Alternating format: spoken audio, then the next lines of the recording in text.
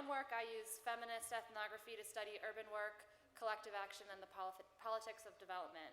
And I'd just like to start off by saying what an honor it is to be here with you all today.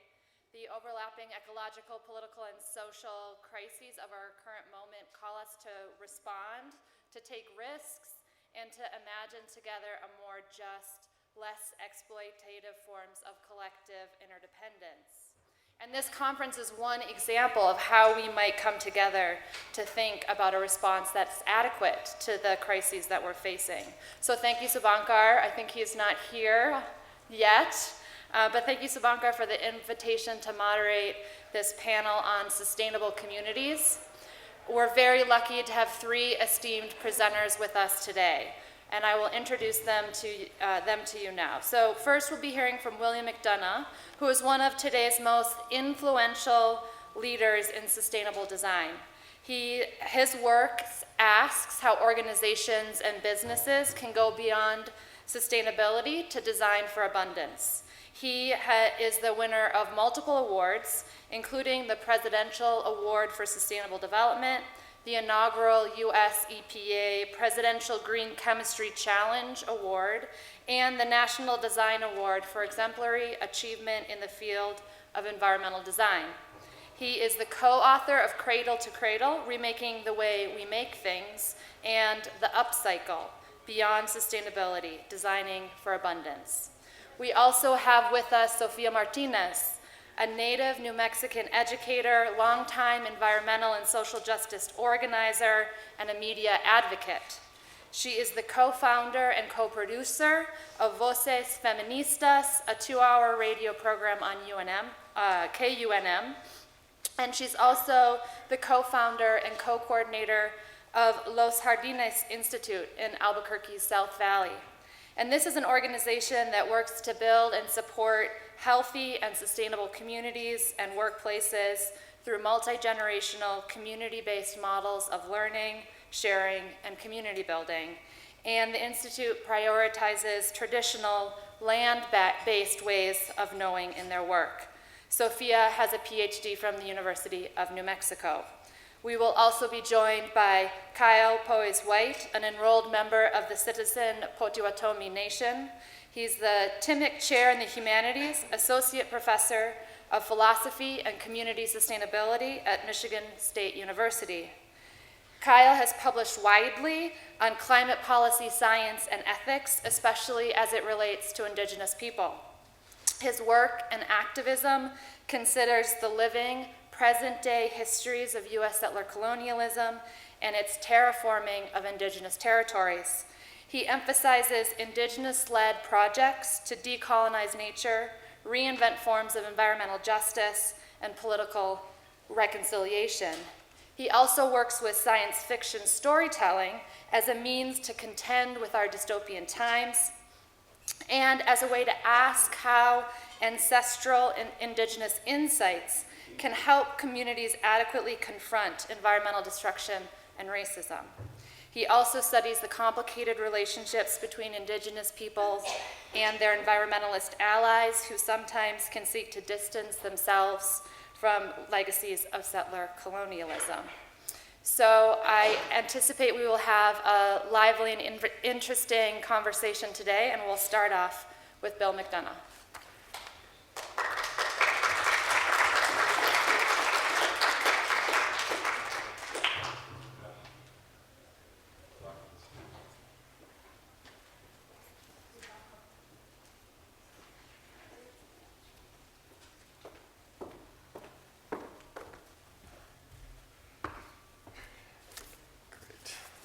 Hi, everybody. Are you going to, do I click, just do the click and run it from here? Great. You'll do that, okay. So, I've come here from Charlottesville, Virginia, where I had the privilege of living in a house designed by Thomas Jefferson. And when you live in a house by Jefferson, you think of him as your architect, and I'm an architect. I was the dean of the School of Architecture at UVA 20 years ago. And when you think about the idea of design at a scale that is global, which is what I'd like to talk about, we realize that we're now in the Anthropocene, that humans can affect the entire planet. 99% of the large mammals on the planet are under human management.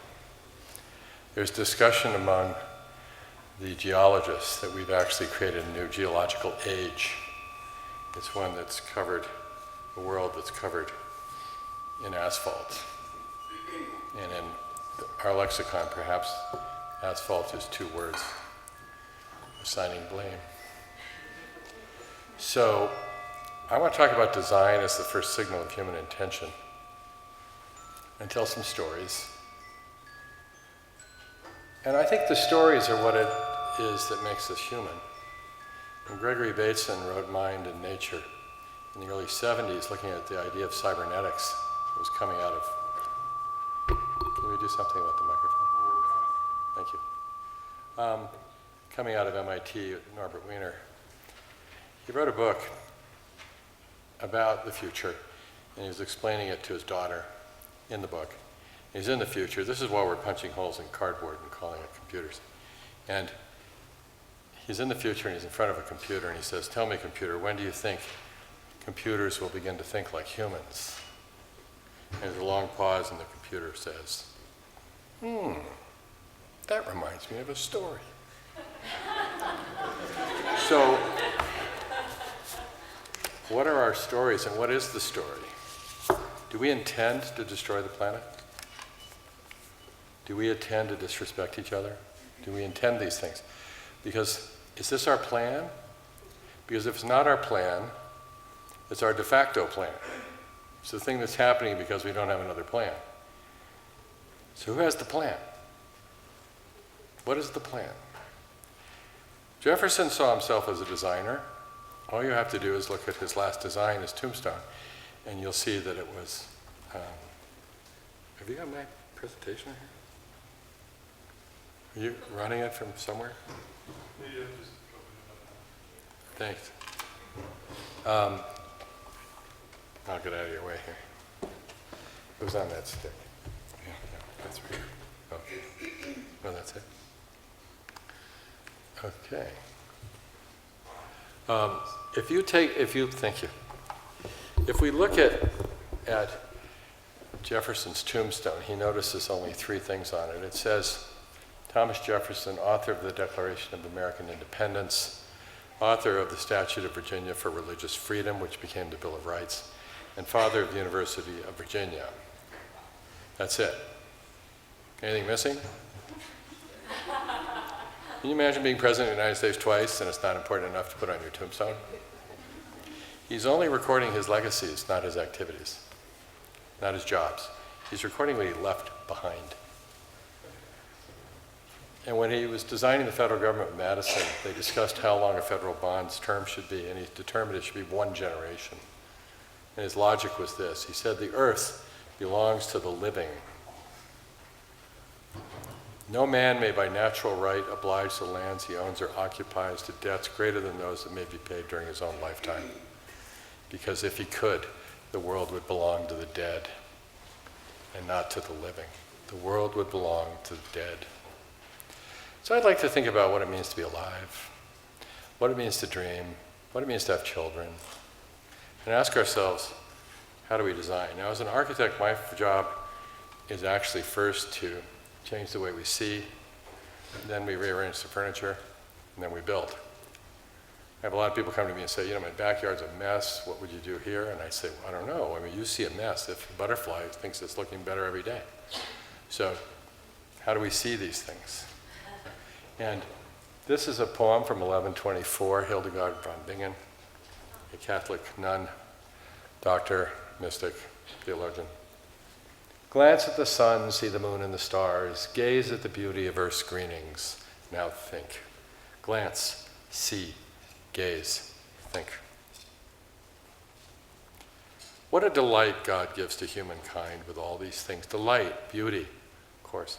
But listen to this one. All nature is at the disposal of humankind. We are to work with it, for without it we cannot survive.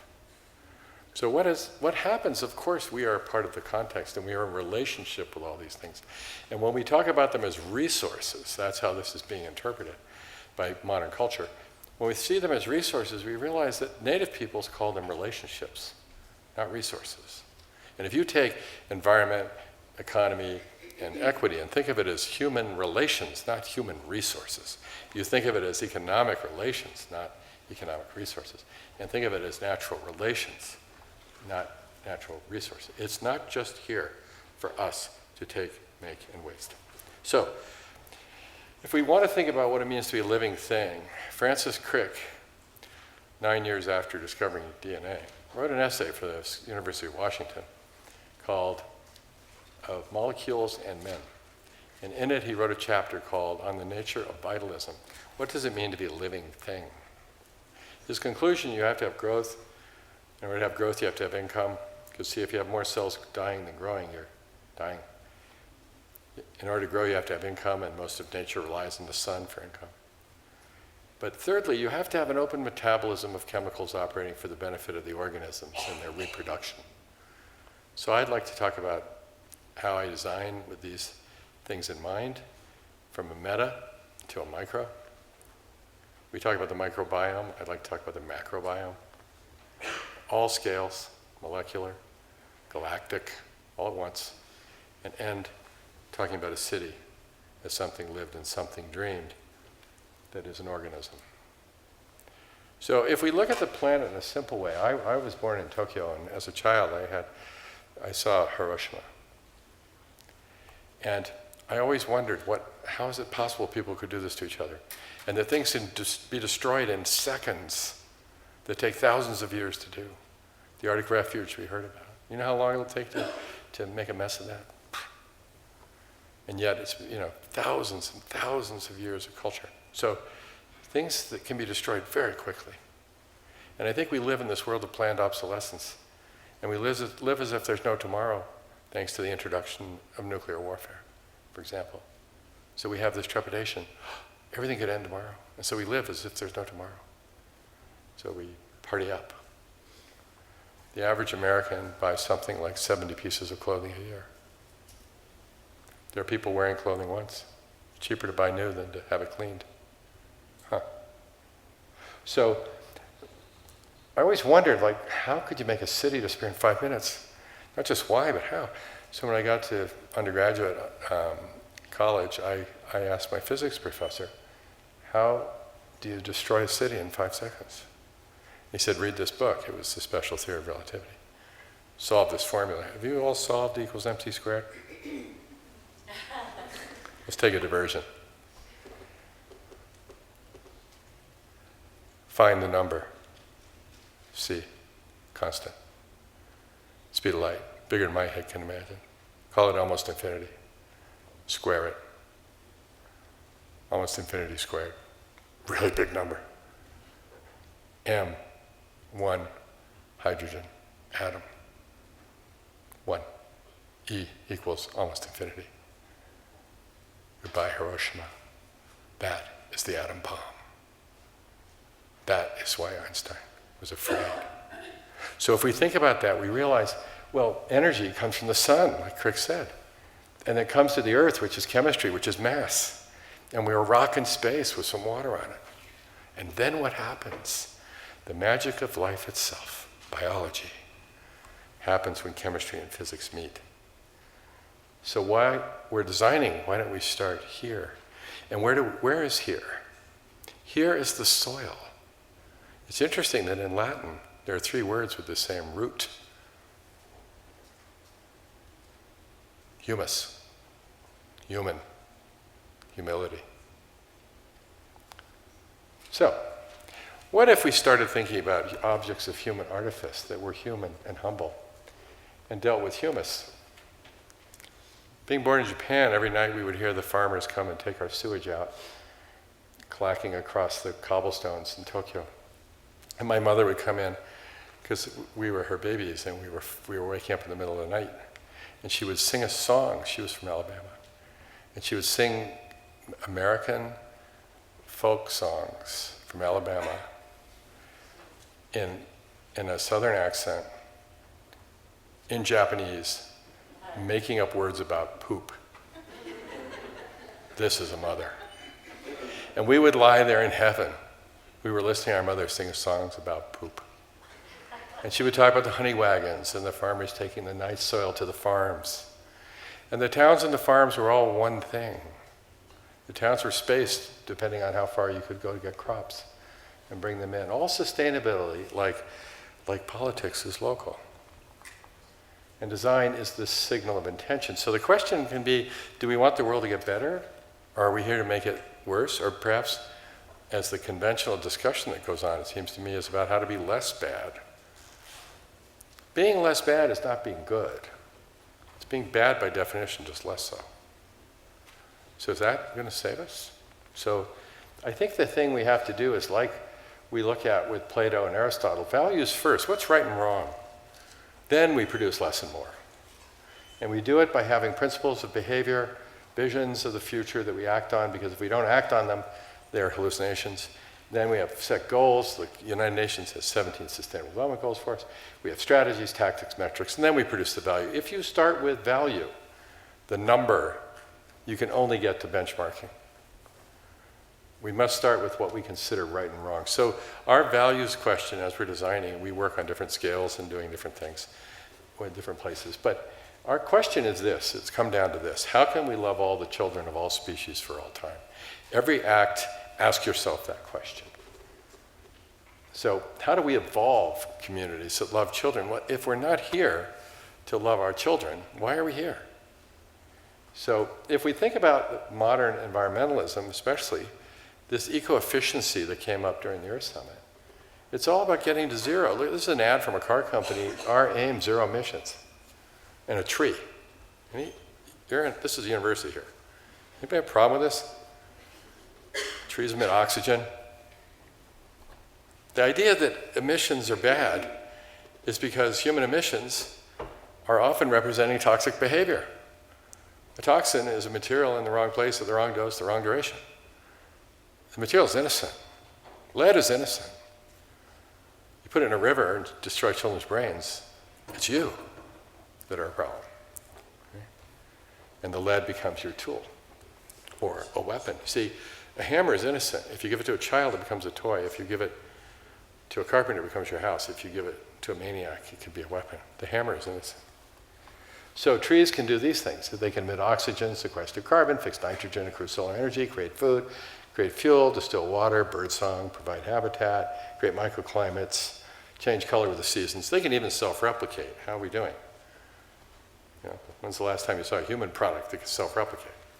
So this idea of being less bad is actually not very nice. If you tell your children, we want to be less unsafe, less unhealthy, less unjust, less. I saw a film of a child in China. She was 10 years old. They said, what would you like most in the world? She said, I've always wanted to see a cloud. I've seen them in pictures, but I've never seen a cloud. Oh my goodness. So what if we had a goal of being more good? A delightfully diverse, safe, healthy, and just world with clean air, soil, water, and power, economically, equitably, ecologically, and elegantly enjoyed. Wouldn't that be more fun? So what we see is the conventional reports on how we're doing is like we're being less bad, and our goal is nothing. What? Tell the kid your goal is nothing. And they're making it difficult for you because you have to feed and clothe them or something. I mean, what? You know, that's not a poop song. So if you think about this, you realize that people are saying, well, we'll reduce our carbon emissions in the atmosphere by 20% by 2020. Well, that's nice. So you're telling us what you're not going to do. That would be the same as me jumping in a taxi and saying, quick, I'm not going to the airport. How are we doing? It's really quite amazing. So we've decided, let's take the things we don't want and put them where they belong in the bad section and get rid of them. Now our goal is zero, and that's fantastic. But at the same time, why can't we articulate what we want and say that 100% fabulous is our goal? Okay, 0% bad, got it. 100% good. Now what if we looked at every molecule? What if we look at every square inch? What if we look at every square mile? What if we look at the nation? What if we look at the world? And start to think like this. We do inventory, then we assess, then we optimize. And the question is, what do you want to do? You want to leave this or that? Do you want to leave this with a little less of it? Or how about that with more of it? It's a choice we have to make. So we found that in the product design area especially, if we do 5 things, material health, circular economy, and I just won this award at Davos for being the father of the circular economy. Then they called me the grandfather of the circular economy. I aged very quickly there. And then renewable energy, clean water, and social fairness. Anybody have a problem with one of these? So we created a system, and we created a protocol that goes down to the molecule, gave it to the public as a gift, and it's now the Cradle to Cradle Product Innovation Institute in San Francisco. And it tracks the health and safety of products at this scale. And I'm happy to announce here today, this is the first time it's been shown in the United States. It launched in Amsterdam last week, and I'll be in Antwerp showing it. This t-shirt, little t-shirt, is the first mass market cradle-to-cradle certified product. They're going to make 500,000 of them. It's 100% of the molecules of this organic cotton and dyes. 100% of the molecules have been assessed for 24 criteria for ecological and human health. This is safe enough to eat. It is done. So Leibniz said, if it's possible, therefore it exists. So now it exists, therefore it is possible, and it's €7. So we're not talking expensive. Now, in the search for the good, if we just translate these scientific criteria into just something a child would understand, like me. Oh, clean water is good. Dirty water is bad. This doesn't need to, you don't have to take a whole course on this, right? It's basically there. And then it would also have to be available because clean water is a human right. Now, why are we forgetting that when we're designing things? Why aren't we having that conversation at all times? So let's just talk about good materials are safe, healthy, and they're in biological or technical cycles. They either go back to nature or they go back to industry, and they don't contaminate each other. So that's how we've prepared Cradle to Cradle in the material health. These things go back to nature, or we call them products of service. This is why the award in circular economy, because the idea is you really want the service of the computer. You don't want 4,360 chemicals. You want this, I need to use this. I want to watch a television. I want to wash my clothes. I don't need to own all that stuff. And when we first proposed this, everybody said, you're communist, you don't believe in ownership. 20 years later, everybody thinks it's normal. Of course. So a good economy would be circular, but only if things are safe and healthy. If I make toxic carpet and I recirculate it and say I'm circular, whoops, I just did it again. That's worse, see? So circular good if the materials are good. Also sharing, it's nice that we have Airbnb as the world's largest hospitality company. And they're doing some astonishing things like helping the refugees now, letting Airbnb customers help the refugees. Quite a beautiful thing. This is sharing, it's filling an emptiness, it's efficiency, and it's important. But we also need to be a shared economy. When I was at Davos in January, the announcement at the beginning was that there are 8 individuals in the world, 6 of whom are American, who have the equal wealth to 3.5 billion people on the planet. There are 8 individuals who have the equivalent wealth of 1/2 of the human population. That's not the shared economy. So the question becomes, how do we grow an economy that we can share?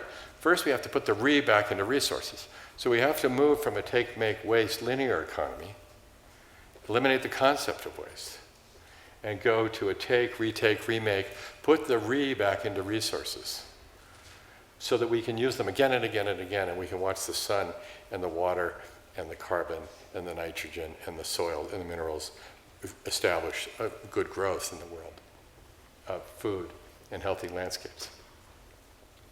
We design things for disassembly. This is steel case, largest furniture company in the world. The chair is designed to come apart into pieces you could take apart with tools from a kitchen drawer. Aluminum, steel, rubber, all marked, ready to be reused. Technical nutrients. This is a carpet I designed for Berkshire Hathaway. It's designed to go back. So basically you're storing your raw materials on the customer's floors. You're in relationship with them. And when they finish the use cycle, we don't say end of life. Anybody who says I'm designing for end of life will, hopefully not achieve their goal. We might just see the end of life with all this life cycle, end of life design, because there is no end. These things, first of all, this is not a living thing. I know it talks to me, but hello, it's not alive. So we call these products of service. So it's end of use, and we design for next use. If you tell the designers, design for end of life, they go, well, it's going to end up in landfill, or it's going to get crushed in China, or I don't know what, end of life. And they have to do that, it's scientific. But what if you said design for next use? All of a sudden, it's a whole different way of looking at it. Here's that example. Today, mining gold, $210 a ton. Mining circuit boards from telephones, $27,000 a ton. You choose. So this can be done in a factory that doesn't release anything. The water is used over and over inside the factory. You can now put the factories in the communities because we don't need zoning, because we don't have industries that are dangerous and toxifying. Products as service, important idea. Obviously, we've done it in real estate forever. This is my showroom for Bosch and Siemens appliances in Amsterdam. But looking at a washing machine, it's about the same thing, isn't it, as a building? So what's the big deal about this leasing idea? What if the washing machine company leases you the washing machine and you get 3,000 washes, that's all you wanted, but they own the steel, the rubber, the aluminum, the glass, because it's their assets for their future production, and we stop mining. We start mining our past for our future. We look at buildings this way. We're designing buildings as continuous assets. We call them material banks. We pre-sell the commodities into the future markets, and it reduces the cost of the building in the first instance, financing. Because our buildings, if you ever wanted to tear one down in 15 years, if it's conventional construction, it costs you 80 euros a square meter to get rid of it. Our buildings are pre-priced at 120 euros as an asset. People will pay you because all the materials come out clean. These buildings are all designed for disassembly, and they can all be converted to housing in the future. So if the first instance you want to just turn it into housing, you can. But the buildings are like trees. They have solar energy, they purify water, they're cradle materials there, so they're designed for ecological and human health. This is our building that's now YouTube's headquarters. These are the ancient grasses of San Bruno. So if a bird flies over this, they go, oh good, it's our people, they're back. So, but the building's also designed, it's an office building, but it's convertible to a hotel or housing with just the insertion of a few walls. And so these circular economy principles are now being adopted at the World Economic Forum. Isn't that something? Isn't that something? It's like discovering the obvious, we call it. And so I did a little pavilion right outside the entrance with two sponsors, and it's a building. It's only two pieces, the structure, A and B, and the whole thing went up in 2 days, and it comes down and goes somewhere else. It's ephemera, a building as ephemera. So it's very strong, and it's inside out, so it's fun for me. The walls are this thick, and they're R50, the same as that much foam. So it's very strange, and the reporter who first saw it said, this building must have been designed by an architect who was born in a Japanese paper house. It all comes around. So, good energy. A while back, NASA asked us to work on the Mars space station. And I said, listen, before we head off to the red planet, do you mind if we come back to the blue one? And why don't we do something here on Earth first, but could we use the same design team? So we went to Houston, to Johnson Space Center, and we had a conversation with the people who did this. And we said, isn't that interesting? This is nuclear powered, and the reactor is at a safe distance, 93 million miles away. Yep, we invented the photovoltaic. How about the water? Oh, forward osmosis. Drink our urine up here. Think about it, it's $80,000 to get a gallon of water up there. So all of a sudden we realized that we have opportunities here to start thinking about buildings like trees. We can start thinking about carbon in a new way. Instead of just saying carbon is that we're going to be carbon negative and that's positive, we can say carbon is a wonderful thing, but let's characterize the carbon in its application. Fugitive, durable, living. So carbon positive becomes this support of living carbon. And so a new language to tell us that when we make it fugitive and it becomes toxic, it's a problem. When it's quietly sitting as calcium carbonate, or plastics in recycling, this is durable. And when it's helping soil, it becomes carbon positive behavior. So now we can get on with our work instead of calling carbon a negative. It's the source of life. So this is a concept city for China, the China Development Bank, city that can feed itself. But instead of just looking at solar collectors as things that heat up and don't enhance soil, this is what we do in America, this is zoning. This is a project brand new, this is in Abu Dhabi, it's 800 megawatts at 2.4 cents a kilowatt hour. This is half the price of wind power. But why can't we use it to restore our prairies? Why can't we use it to restore the plains? This is a native sheep in Mongolia. So I can't read that. Is that saying stop? Is that what it's saying? Yeah, 2 minutes. Good.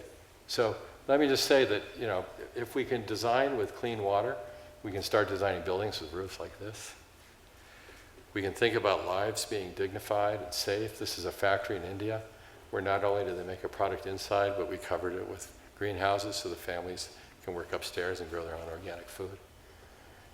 One of my heroes in commerce is Dr. Venkateswamy of Madurai, India. When he died, about 5 years ago, he had given eyesight to 3 million people for free because he realized he could do cataract surgery and get lenses cheaply if he gave them away for free.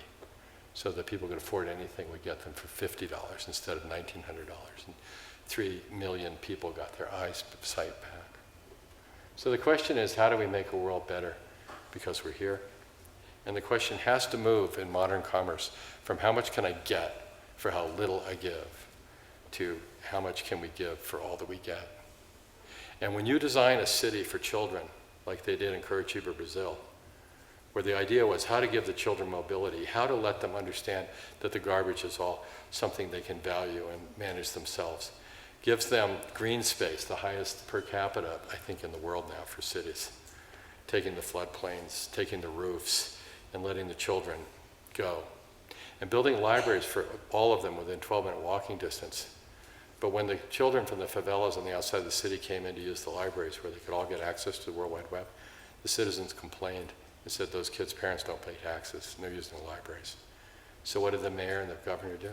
They said, oh, well then we should build libraries for them too. Of course you do. And you know what they said? We must love those children too. Because if we don't love those children too, they will grow up to hate the city. And if they grow up hating the city, they will come and they will destroy the city. They've discovered that what you want is to live, work everywhere all the time. That keeps the transportation under control. You don't need zoning if things aren't dangerous. You get businesses that are safe and healthy. And cities themselves can become cradle to cradle. And I'll finish with this quote from Levi-Strauss. A city is a congestion of animals whose biological history is enclosed within boundaries, and yet every conscious and rational act on the part of these creatures helps to shape the city's eventual character. By its form as by the manner of its birth, the city has elements at once of biological procreation, organic evolution, and aesthetic creation. It is both a natural object and a thing to be cultivated. Individual and group, something lived and something dreamed. Thank you.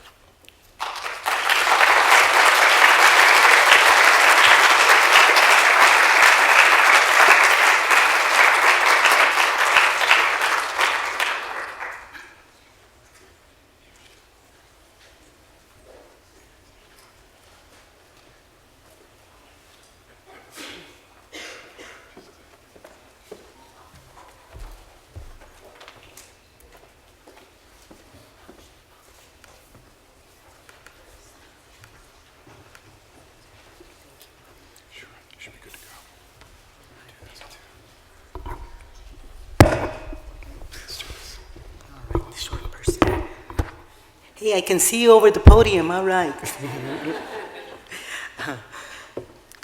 Buenas tardes, good evening. Welcome to Albuquerque. I want to give you that welcome, and because we really do appreciate people coming into New Mexico. We have changed some of our sayings. However, in Spanish there's a saying, mi casa, su casa, and we realized because of our history here, colonial history, as well as throughout the United States, that we had to change our sayings. So it's no longer mi casa, su casa, it is mi casa es mi casa, okay? So let's get that real clear. I am still having a hard time. I can't see over this stuff. You know, us New Mexicans are a little bit like the piñon trees, short and round. My name is Sofia Martinez. I'm co-director of Los Jardines Institute. I'm a native New Mexican on my maternal side. I'm one of those indigenous women that the southern colonizers, as they traveled up, robbed and raped. And maybe after centuries there were some love relations, but it was pretty ugly. Okay, just as some of the presentations we've had talk about those kinds of issues, right? Sorry about that. On my paternal side, obviously, Southern Europe, the Spaniards. Now, whether he was a Sephardic Jew, a Moor, or an Arab, I don't know. I do know that we grew up playing El Pon, which later on, as a teacher at an elementary school, the kids told me, "Ah, miss, that's the dreidel." And I was like, all right. So all the Hebrew signs line up with Pon, Saca, Todos, Nada, a little gambling game, right? That's a lot of fun. And we played that in the ranch as a little girl, right? So because of that history on the paternal side and the history of violence on my maternal side, poverty basically on all ends, right? We ended up in what's identified as the buffer zone, right, in the colonial times, where the Spaniards sent the poorest of the poor and probably the most mixed of the mixed to protect against the nomadic Indian tribes and protect the pueblos where the Spanish had moved in, right, and protect themselves, basically. So my parents and my ancestors were in the Mora River Canyon, 10 miles up from the confluence with the Canadian River for generations. So I have a hard time saying I'm a Chicana. I can't say that I'm a Mexicana or Spanish because, as my mother would say, oh, ya lo español lo tienen en la punta de la cola, okay? And, you know, we were basically left here forgotten by the Spanish first, then by the Mexicans. So we speak a very wonderful language that's not endorsed here at the Instituto Cervantes, okay? We speak a Chicano dialect, and you know, those of you that have studied Noam Chomsky, you know that he basically is a linguist, and his thing is that the only difference between a culture or a language and a dialect is that one has economic, political, and social prestige. So if we had that, we'd be speaking the native language of my mother here, or on my maternal side, or we'd be speaking the Spanish of the mestizos, no? Which is the Cervantes language that was brought during that time, no? The Cervantine language. Yo no traje, yo truje, okay? I don't know what you do, but yo truje. We still truje in northern New Mexico, okay? And then, of course, we can't wait till la Real Academia decides what we're going to say, and who cares, right? So yo parqueo, tú parqueas, todos parqueamos. Whether you like it or not, it's all over now. And fully well gone through all the conjugations.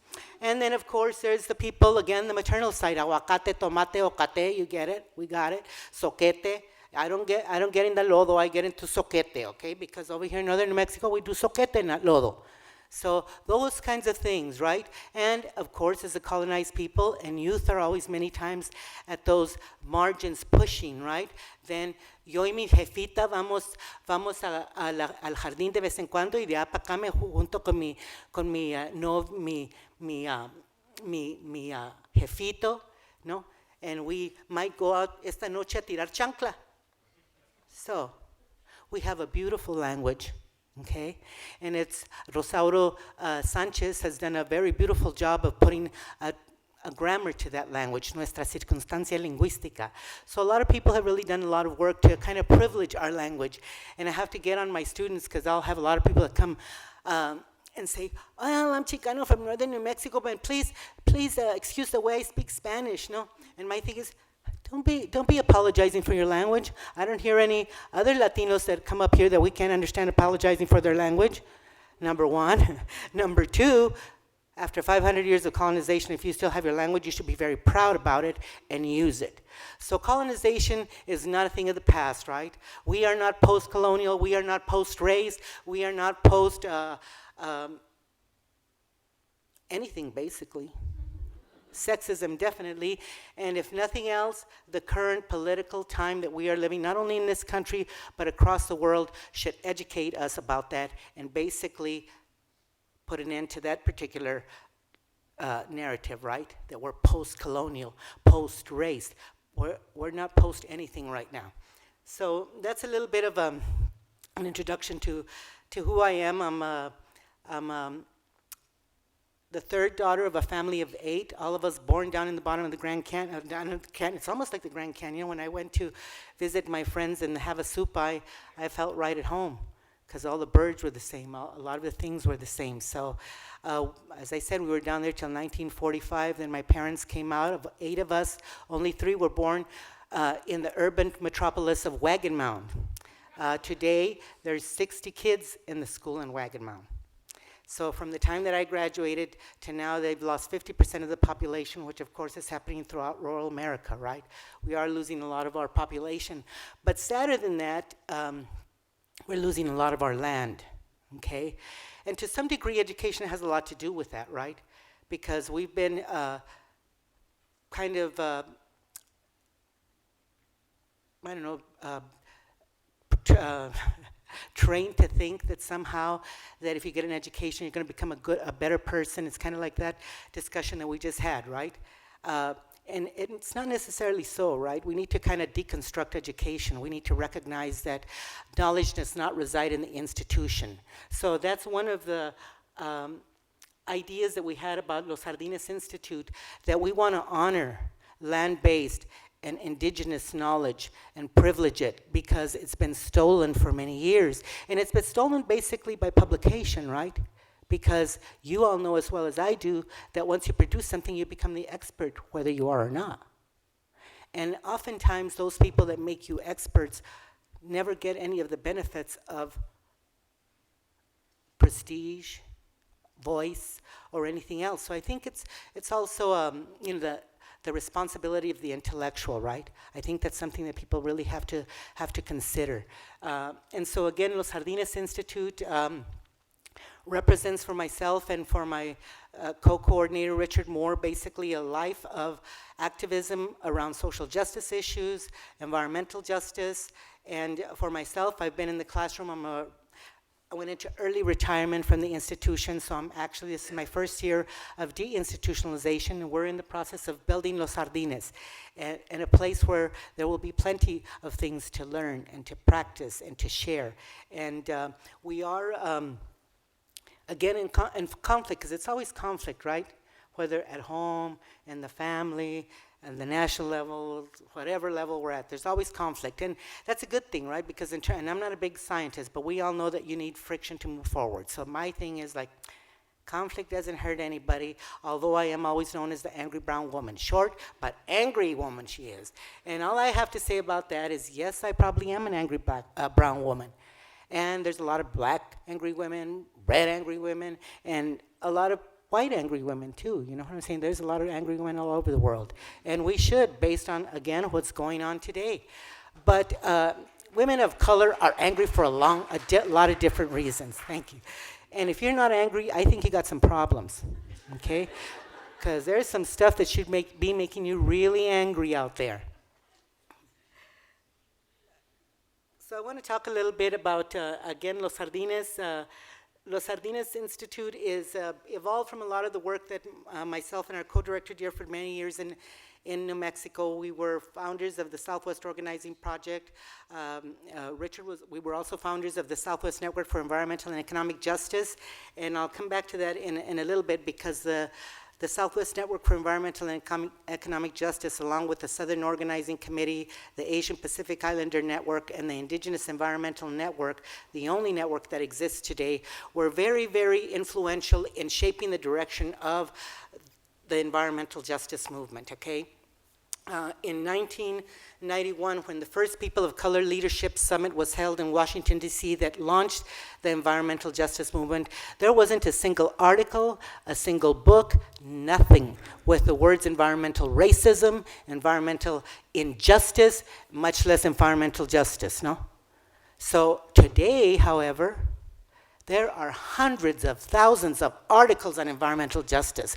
Lawyers and technocrats are going to the bank every 2 weeks, okay? Every 2 weeks, put money in the bank. And what I've seen over the last several years since environmental justice is the community has actually been disempowered. You would think that with the new research and publications that the community would be lifted. But no, now we basically have people making big monies, going to communities, leading the fight for them, speaking for them, etc. And so we have to reflect on all those things, because there's a lot of good things happening in our lives and we need to be happy people, but at the same time, there's a lot of issues in our surroundings and in our daily lives that we do need to confront.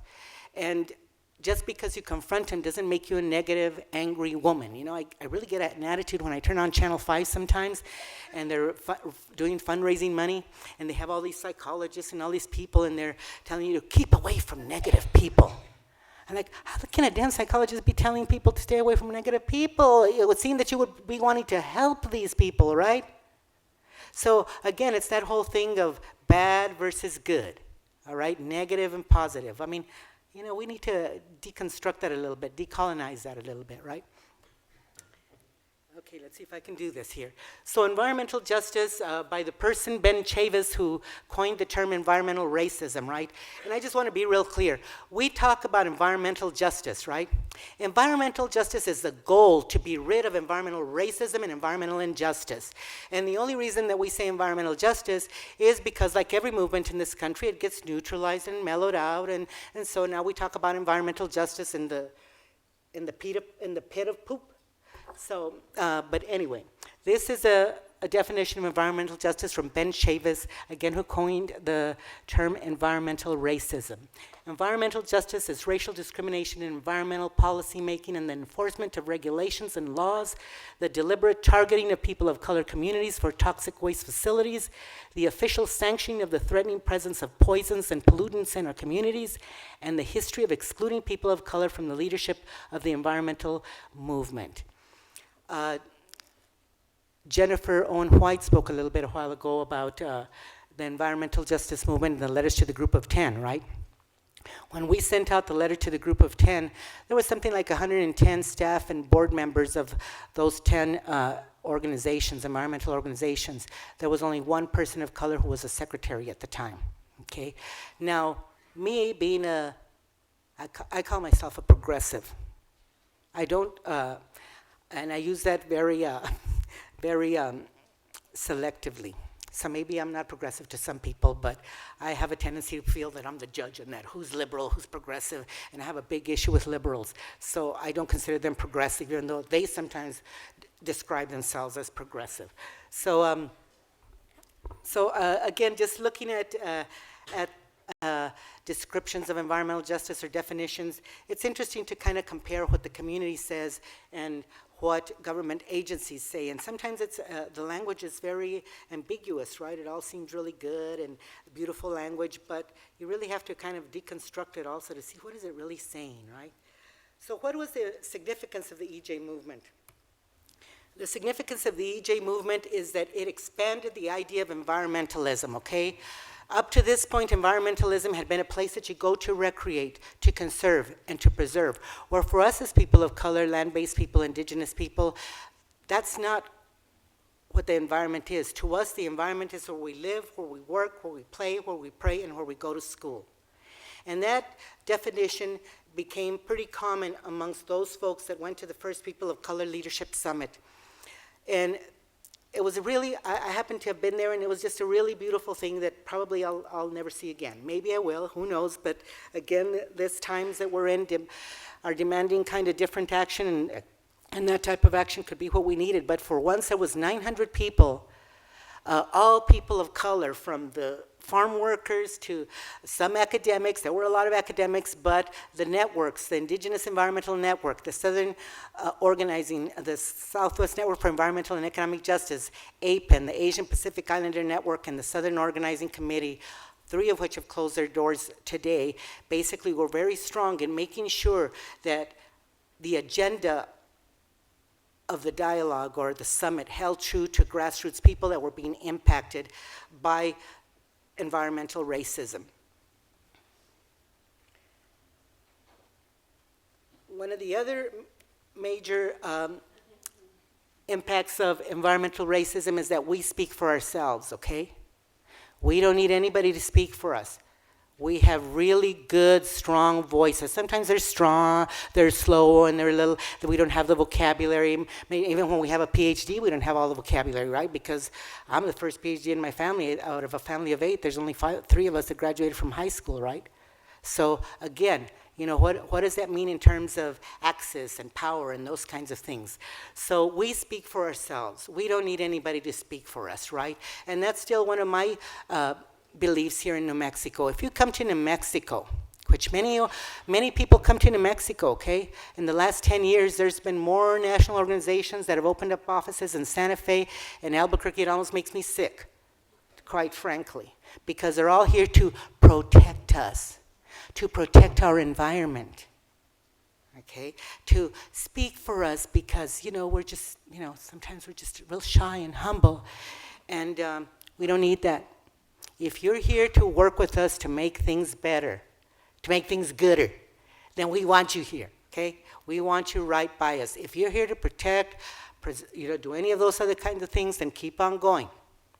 The United States is big. Keep on going, no matter which way you go.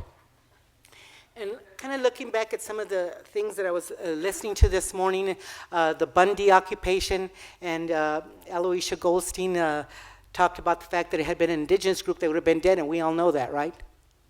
In New Mexico, they sent the National Guard after the land rights rebellion, right?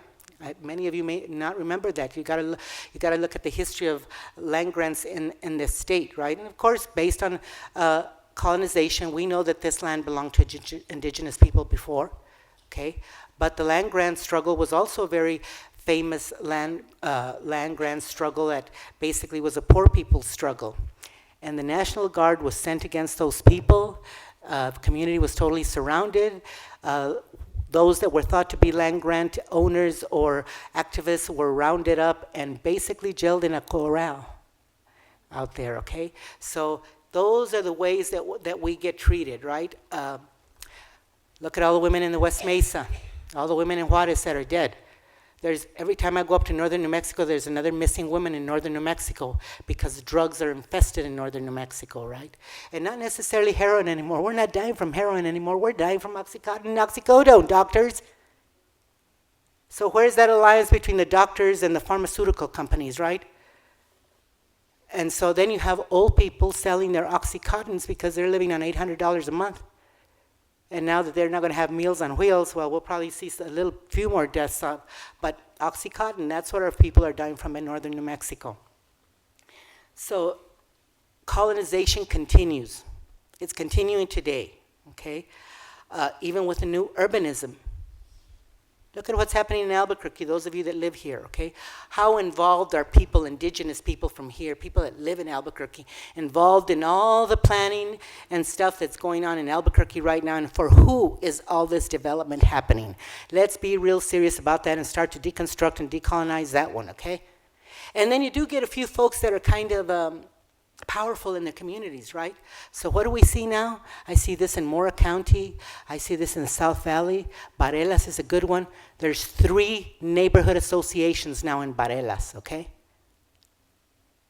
Now, I'm not going to judge as to which one is better or not. All I know is that any time a person of color takes over leadership, all of a sudden a new group starts up because, you know, they just have issues. So we need to start to really kind of deconstruct those kinds of things. The art. There's been a lot of discussion about the art construction here in Albuquerque, right? Again, who is that ultimately going to serve? So we need to think about those things because colonization continues today. When I go to Mora County, all of New Mexico basically has a lot of folks that own land. Whether you're poor, you may be eating dirt sometimes, but people have basically maintained the land at great cost. And it's not because they had money, okay? When my parents were down in the bottom of the Grand Canyon, we actually ended up with quite a bit of land, not because they had any money, but because after World War II, as people started moving out, they needed at least 6 months of food, right? So they would sell their little bit of land for a cow, a couple of goats, a goat or something, and vegetables, something that would carry them over for 6 months in Denver and Pueblo and Albuquerque and California, right? As they tried to leave the canyons so that they could get educated.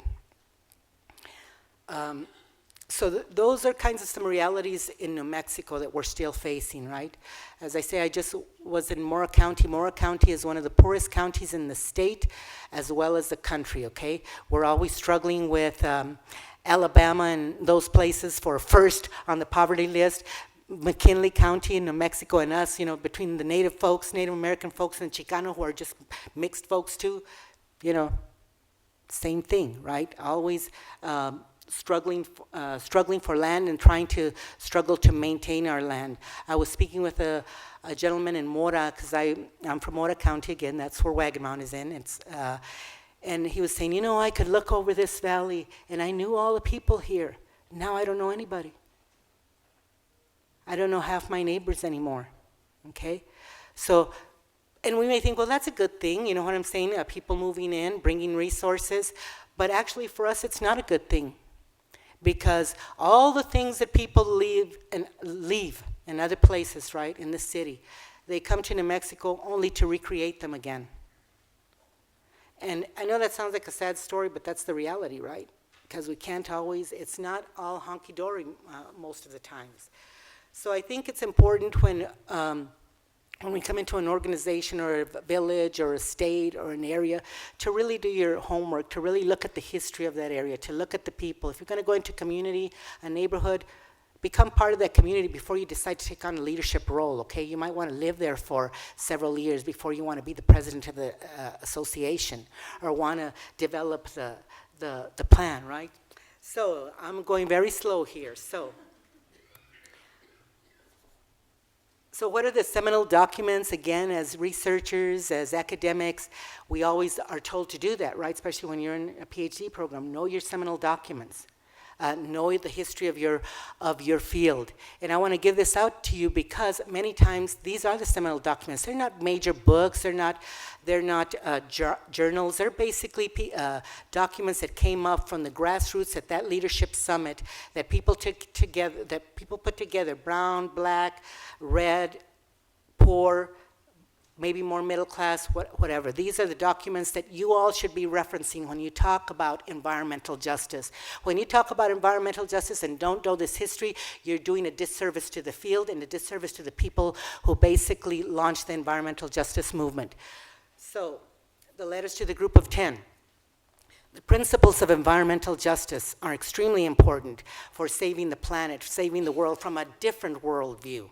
And I invite you to listen to them, to download them. Ironically, they are on the ejnet.com website, okay? Because La Chicanada, La Indiada, the Black Folk, all the networks, you'll have to go.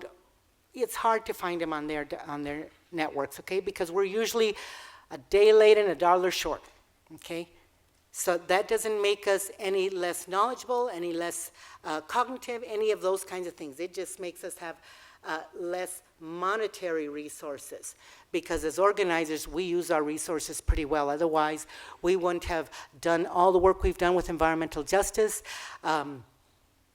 Another one that's extremely important for New Mexico is the HEMIS Principles for Democratic Organizing. I do have a few copies of those, but the HEMIS Principles for Democratic Organizing really, I think, are an ethical document that can really help guide our work, our activism, our research in a real ethical and democratic way. I view these documents as the ethics of this particular field, and that it's incumbent on all of you that use the word environmental justice to become familiar with them and try to practice those things.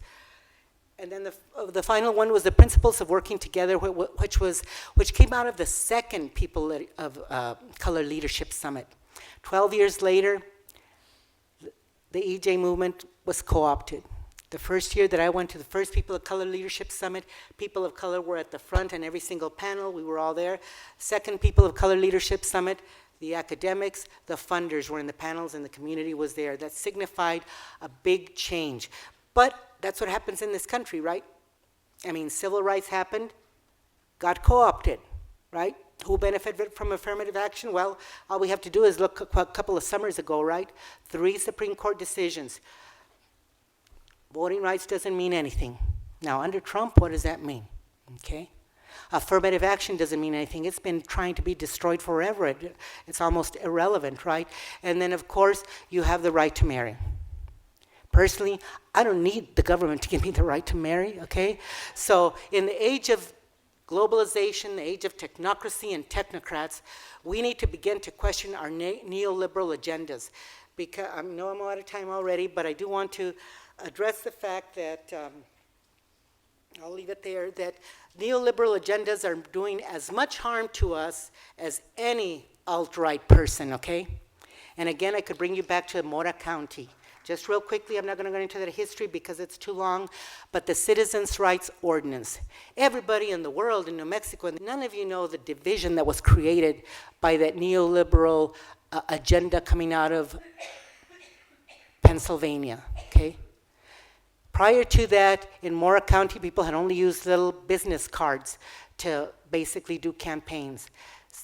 Money was poured into a political campaign. The right brown persons were put in power, and myself, Paula Garcia from the New Mexico Acequia Association, Pat Lehan from the Peace and Justice Center of Las Vegas Citizens' Rights Ordinance, for very good reasons. And we were basically the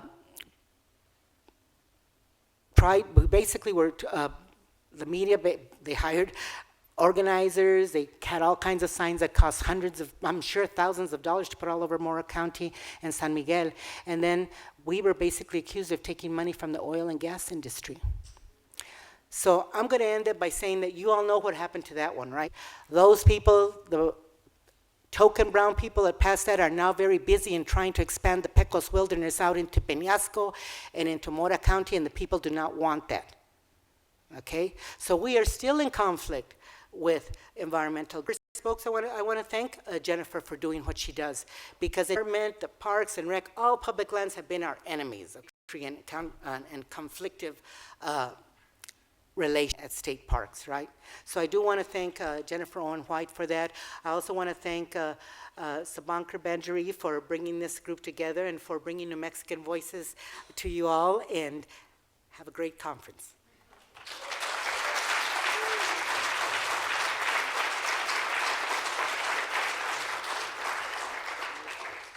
I'm going to let Ryan figure this out.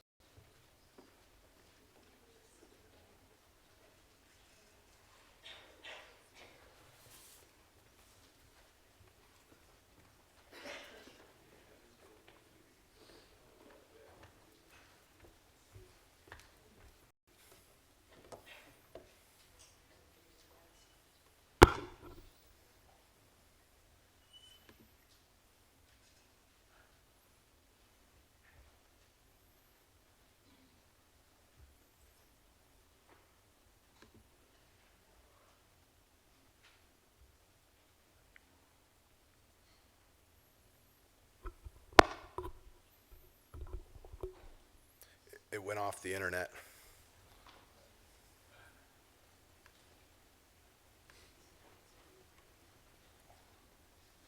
It kind of works.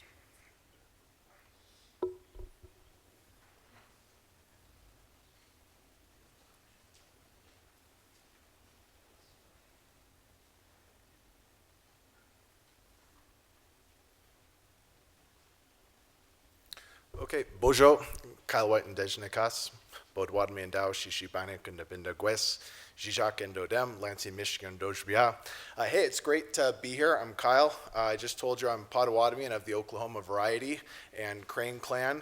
And so it's I love the work that so many different Native folks are doing in this place, in this region, and so many different projects that I admire.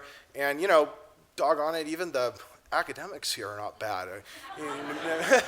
In New Mexico, I mean, you all saw Alyosha Goldstein, you got Jennifer Dennett-Dale here, Robin Minthorn. These are folks I admire, do a little bit of work with. Nick Estes is here, who also does a lot of organizing with Red Nation, which is an excellent organization.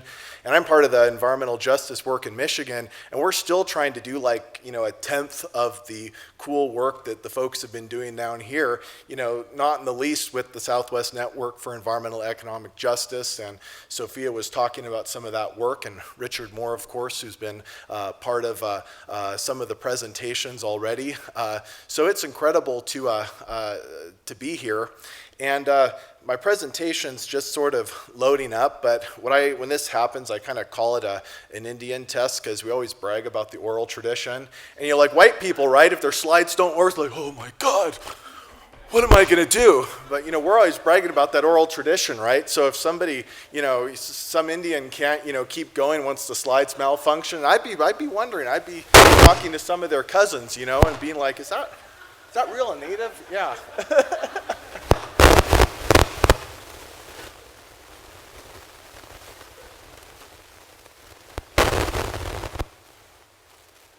I swear I didn't do nothing. Basically, have you guys ever seen Poltergeist? Like staring at the TV and it's doing all this crazy stuff and you're wondering, phone, I can go on just oral tradition style. So while we're figuring out what the deal is and trying to solve the problem, some of my collaborators are probably going to, oh, go ahead.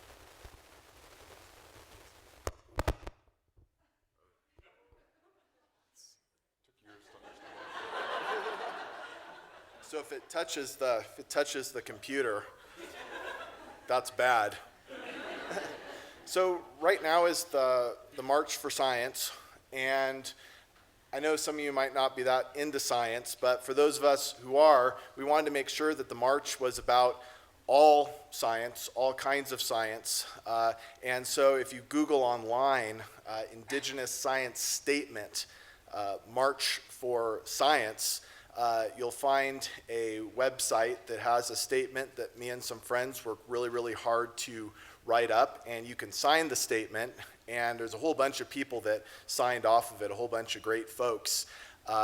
Though when I was initially part of that, what I didn't realize was that when you produce a letter and have people sign off in it, it kind of ruins your social life, because now, like, everywhere I go, people don't even say hi to me. They're like, oh, wait, I'm going to sign it. I'm going to go sign it. Dude, I'm going to sign it. So, all right. See what happened with this presentation. All right, well, so I'm just going to go at it orally. So I wanted to talk about a couple of themes that my work has been about that are related to the ideas that we're talking about in this conference, Decolonizing Nature. So a lot of my work has to do with climate change, and one of the big things that I've been about is challenging a certain notion of climate change that is dominant, and that humans are going to have to figure out sort of afresh how to deal with climate change. And I've really tried to show that for Native people, we approach climate change in a completely different way. We bring a different history to it, we bring a different set of skills, a different knowledge base. And so in trying to understand the Native or the Indigenous other ideas and insights about decolonization and nature. So the first thing that I wanted to start with is when thinking about my tribe, so Potawatomi people, we've been thinking about climate change and adapting to environmental change since our origin story. Our origin story is about migration. It's about constantly shifting to the dynamics of ecosystems, being in new places. Our history even has cases where we colonized and disrupted other people, and they disrupted and colonized us. So when I started doing more research on this, I realized that for Native people, unlike what the Settler Society wants to say, which is that there was this big block of history before colonization when we were one thing, right? Like foragers or hunters and gatherers. Actually, for us, we're just in a particular time period right now, which is one case of disruption among hundreds and hundreds of hundreds. And we've always seen ourselves as dynamic, flexible societies that have shifted quite dramatically over time. And so when I began to look more into detail on this, I found that there are a number of assumptions about our relationship to the non-human world that were totally different from what I'd seen elsewhere. So for Potawatomi people, for example, our governing system didn't have the same government all year round. We had all sorts of different levels of political authority that constantly shifted throughout the year. We had a language that had lots of different, very particular words and verbs to describe what things were like at different stages in their seasonal cycle, so the language was flexible. We also didn't identify ourselves like we do today in terms of like one tribe or one human community. People identified themselves in certain animals, in certain regions and ecosystems that they were living in different parts of the year. In fact, back in the day, by just looking at somebody, you could get a sense of who they were and where they were coming from and what types of human and non-human communities they were intimately acquainted with. And so it was a much more complicated system where you didn't even have such a separate notion as a human. We saw, there were even people that saw themselves as more like animal or more plant or more entity or element than something like what we now identify with as human. And I realized that it's not just Potawatomi people, but all sorts of tribes everywhere that had this highly seasonal system in which the idea that we had to adapt to environmental change throughout the year was just normal stuff. Or the idea that we had to keep track, like with the Lakota winter counts, of environmental trends year in and year out, interannually, and keeping track of that over 100 years, 200 years, maybe even longer, was just normal. That's just how you organize your society. And so for indigenous people, the idea of climate change goes way, way back into our history. But then for many Native people, we experienced another, more recent type of climate change or environmental change caused by colonization. So my people, Potawatomi people, we had the great privilege of being forcibly relocated from the Great Lakes region, which is our homeland, to Kansas and then to Oklahoma. And man, that's literally switching in a very short time from one climate region, which is nice and green and wet, to another climate region, which, I mean, I'm from Oklahoma, so I don't want to insult anybody, but right? In fact, you talked to a lot of Native people at the time, that was their idea. They're like, man, this soil sucks. Nobody's going to mess with us in this area. Of course, what happened about, a little less than a century later, they found what there? Fossil fuels, and a lot of them, and of our land to make way for extractive industries, before that to make way for agriculture. And then we watched one of the craziest climate change scenarios ever when the white people created the Dust Bowl, right? We know that just wasn't about, random drought. They've been doing stuff to the land that made them particularly vulnerable. And so many Native people went to California, just like the other folks as well, and many of whom who have returned to Oklahoma. So, for us, the idea of anthropogenic or the human-caused climate change, man, that's just, something that's been part of our experience with colonization. If you actually look at the definition of colonization, aka my definition, but you can see, right, that you can't actually give a definition of like settler colonialism that doesn't involve some form of one society imposing environmental change or even in some cases climate change on another society. So I then had another key experience, which is actually watching my own tribe over time, and obviously I was born well after the removal, right, many generations after that, because that was in the 19th century, have to rebuild itself from scratch. And so a lot of my work has been informed by this strange insight that even though we brag a lot about the fact that our history involved a governance system that arose out of a particular ecosystem in the Great Lakes, as well as what we learned through living in many different ecosystems historically. But that in Oklahoma, right, a totally different climate region, totally different ecosystem, we were still relying on principles and ideas that we would have learned in the Great Lakes to guide how we rebuilt our nation in this very different place. And for me, that's been fascinating because it's this question of, what does it mean to say at the same time that you have ecologically specific knowledge, but that also is important for guiding your planning, your resurgence, your liberatory activities in a completely different ecosystem.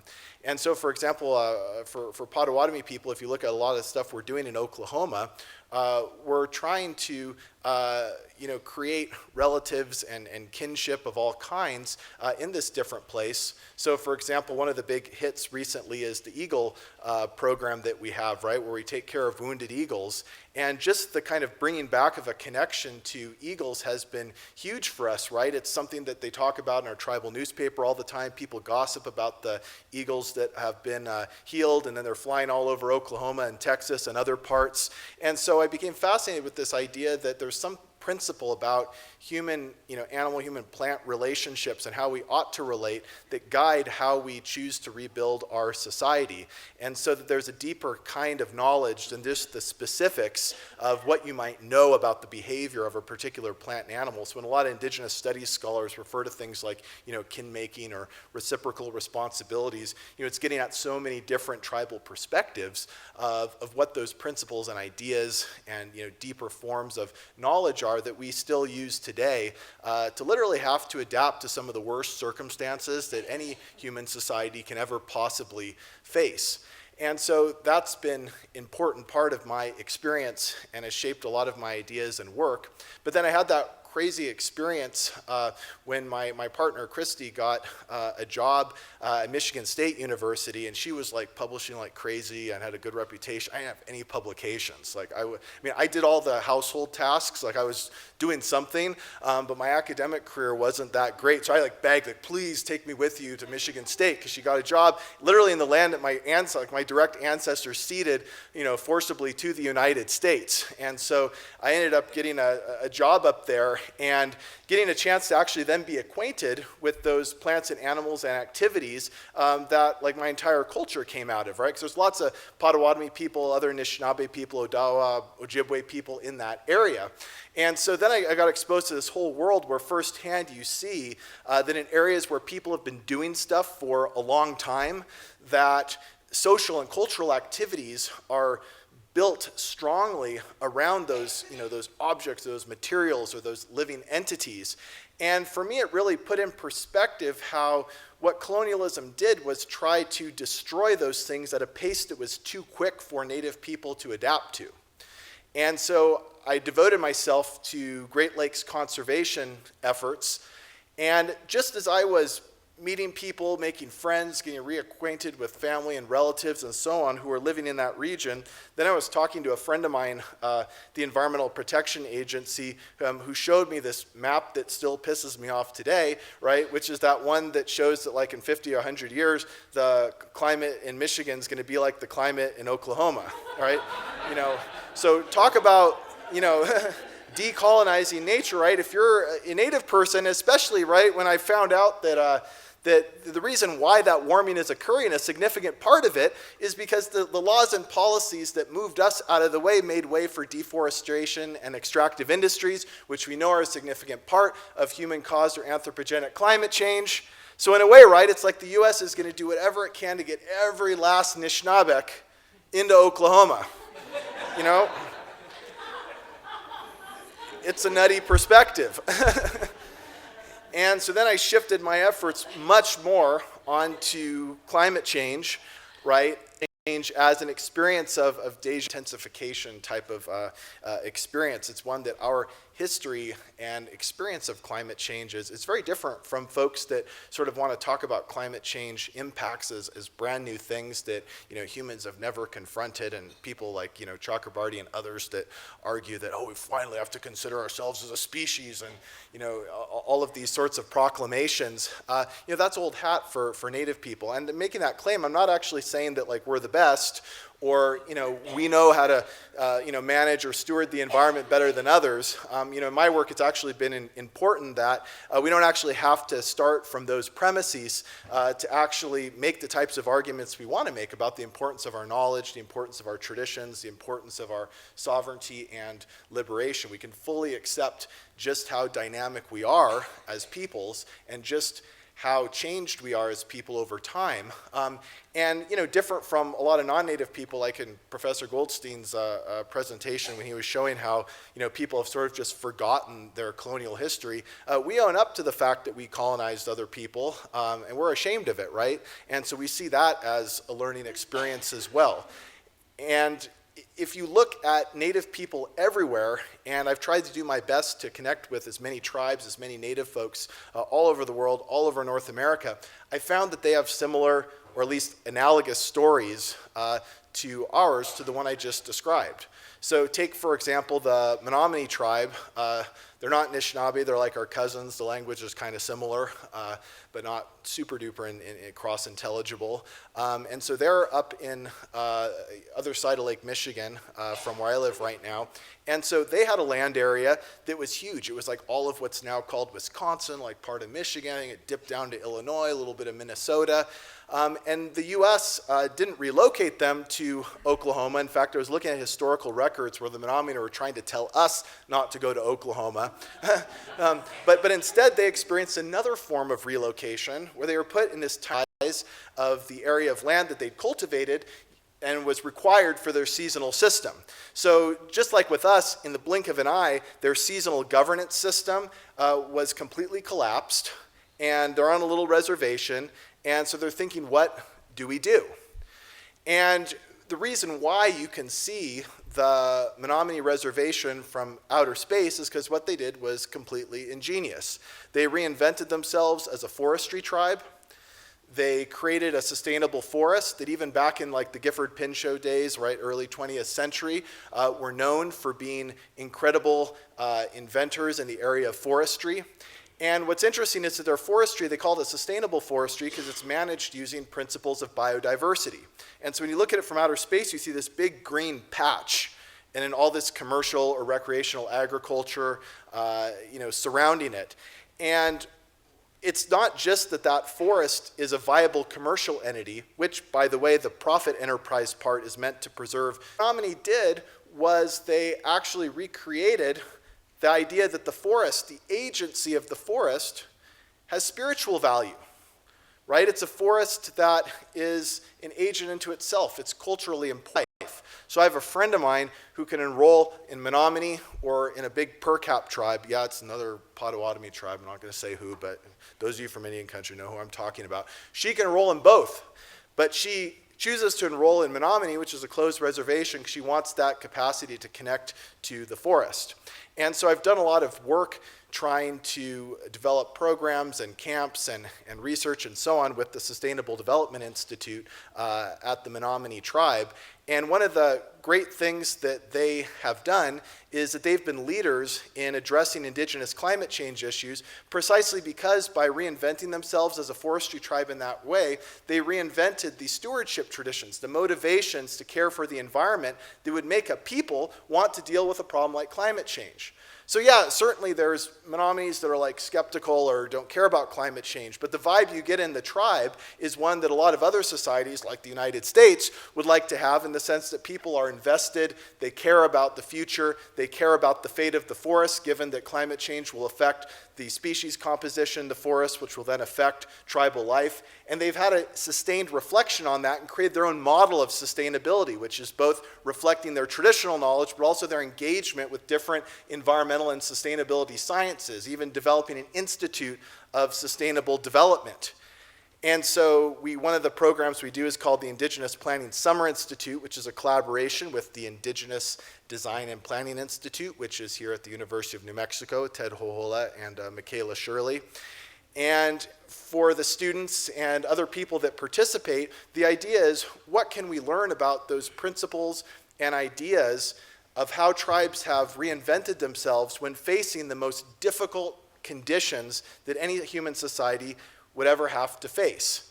And what we continue to find is that what a lot of tribes are doing is they're seeing themselves as trying to find those key sort of protagonists, those key non-humans that are going to mobilize our communities to be able to survive and to flourish within the times that we face. So for example, for the Menominee, it's the forest, right? Bringing that forest back. And so whenever we tell stories about how the Menominee have been able to flourish under these circumstances, who's the hero of those stories? Is it a white guy? Definitely not. Is it some native dude? Well, maybe a few, right? But actually the hero of all those stories is the forest. And so these stories is that when I meet a lot of non-native folks who are really concerned that like climate change and the Anthropocene is going to create all these future extinctions, and it's going to lead to a completely horrible like future, and it's going to suck for our kids and all of that, right? When I hear them talk about the future as a dystopia, right, as almost a scientific dystopia, and they try to create science fiction to scare people into being better stewards of the environment, to be better consumers, to be better people in political actions and so on.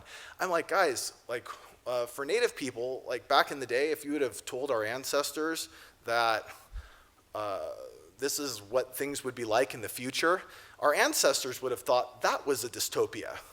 They would have actually thought, wait a minute, I know you're just telling us something that's not really going to happen, but if you told them how much Native people have been disempowered, that there was a collapse of hundreds upon hundreds of plants and animals and microbiota and so on per tribe, per tribal community, they'd have been like, that's a dystopia. That's totally scary. And so while different Native people who are presently living now may or may not subscribe to the idea that we are living in a dystopia, we can't disagree with the fact that our ancestors would have thought that this was a dystopian time. And so for a lot of Native work, a lot of indigenous projects, I've actually tried to understand them as a way that Native people are inventing a kind of science fiction in the present, where we're waking up, no different from The Matrix or other types of stories. We're waking up in this environment where we're contained, our identities have been stripped from us, there's a powerful authority that doesn't give a damn about our well-being, and it doesn't look like there's very much hope.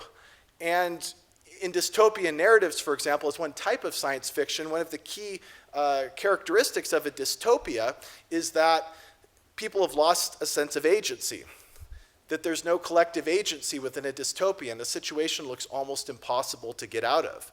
And so in my work, then, when I look at what tribes are doing, it's the most ingenious, right? It's not in the movies, it's work that actually gets done. The most ingenious solutions to finding those protagonists that will get us out of what our ancestors thought was a dystopia. And so this is why in my work I've thought a lot about things like the Menominee Forest, about Odawa sturgeon, about wild rice, about all sorts of plants and animals, that what tribes are doing is bringing out the agency, and that the agency of those non-humans mobilizes people around them. So in my work, for example, on sturgeon restoration, I've tried to show that in the case of the Little River Band of Odawa Indians, the sturgeon as an independent force, as an independent agency, not only revitalized tribal culture, but was a reconciliation process with the settler people in that area, because they themselves then began to appreciate things that they couldn't understand before, like tribal sovereignty, the importance of being motivated to be good environmental stewards, because the fish had that power. And so obviously you can check that stuff out like on my website, because I don't have time to cover it now. But I've thought about this way that Native people are creating these stories, these narratives, and we can understand them through this idea of science fiction. And what I think that our ancestors would have thought if they were here with us, that what's changed today is not just that we have a different arrangement of plants and animals, but that settler colonial society has eroded certain qualities of relationships that matter to our communities. Consent, right? Reciprocity, trust, ecological redundancy, the idea of having enough land. And that if you look at these different projects, what these non-human protagonists do is they bring back these qualities of relationships, whether these species are ones that are historically part of our communities or not. And so when I scan all the great work that tribes do, this is what I see. And it's important work because it is possible to create a motivation to deal with some of the most difficult environmental problems that we face. And in terms of the idea of decolonizing nature, what I also want to argue is that these projects make sense when you think of the dynamism of Native people of constantly changing over time, and the historical anti-settler approach of just looking at today's disruption by the US as a very short period of time, but a highly disruptive one. And this way of connecting to our ancestors through this counterfactual philosophizing, where we're thinking of what they would have thought as a way of cyclically engaging with them and hence connecting them to the future as well.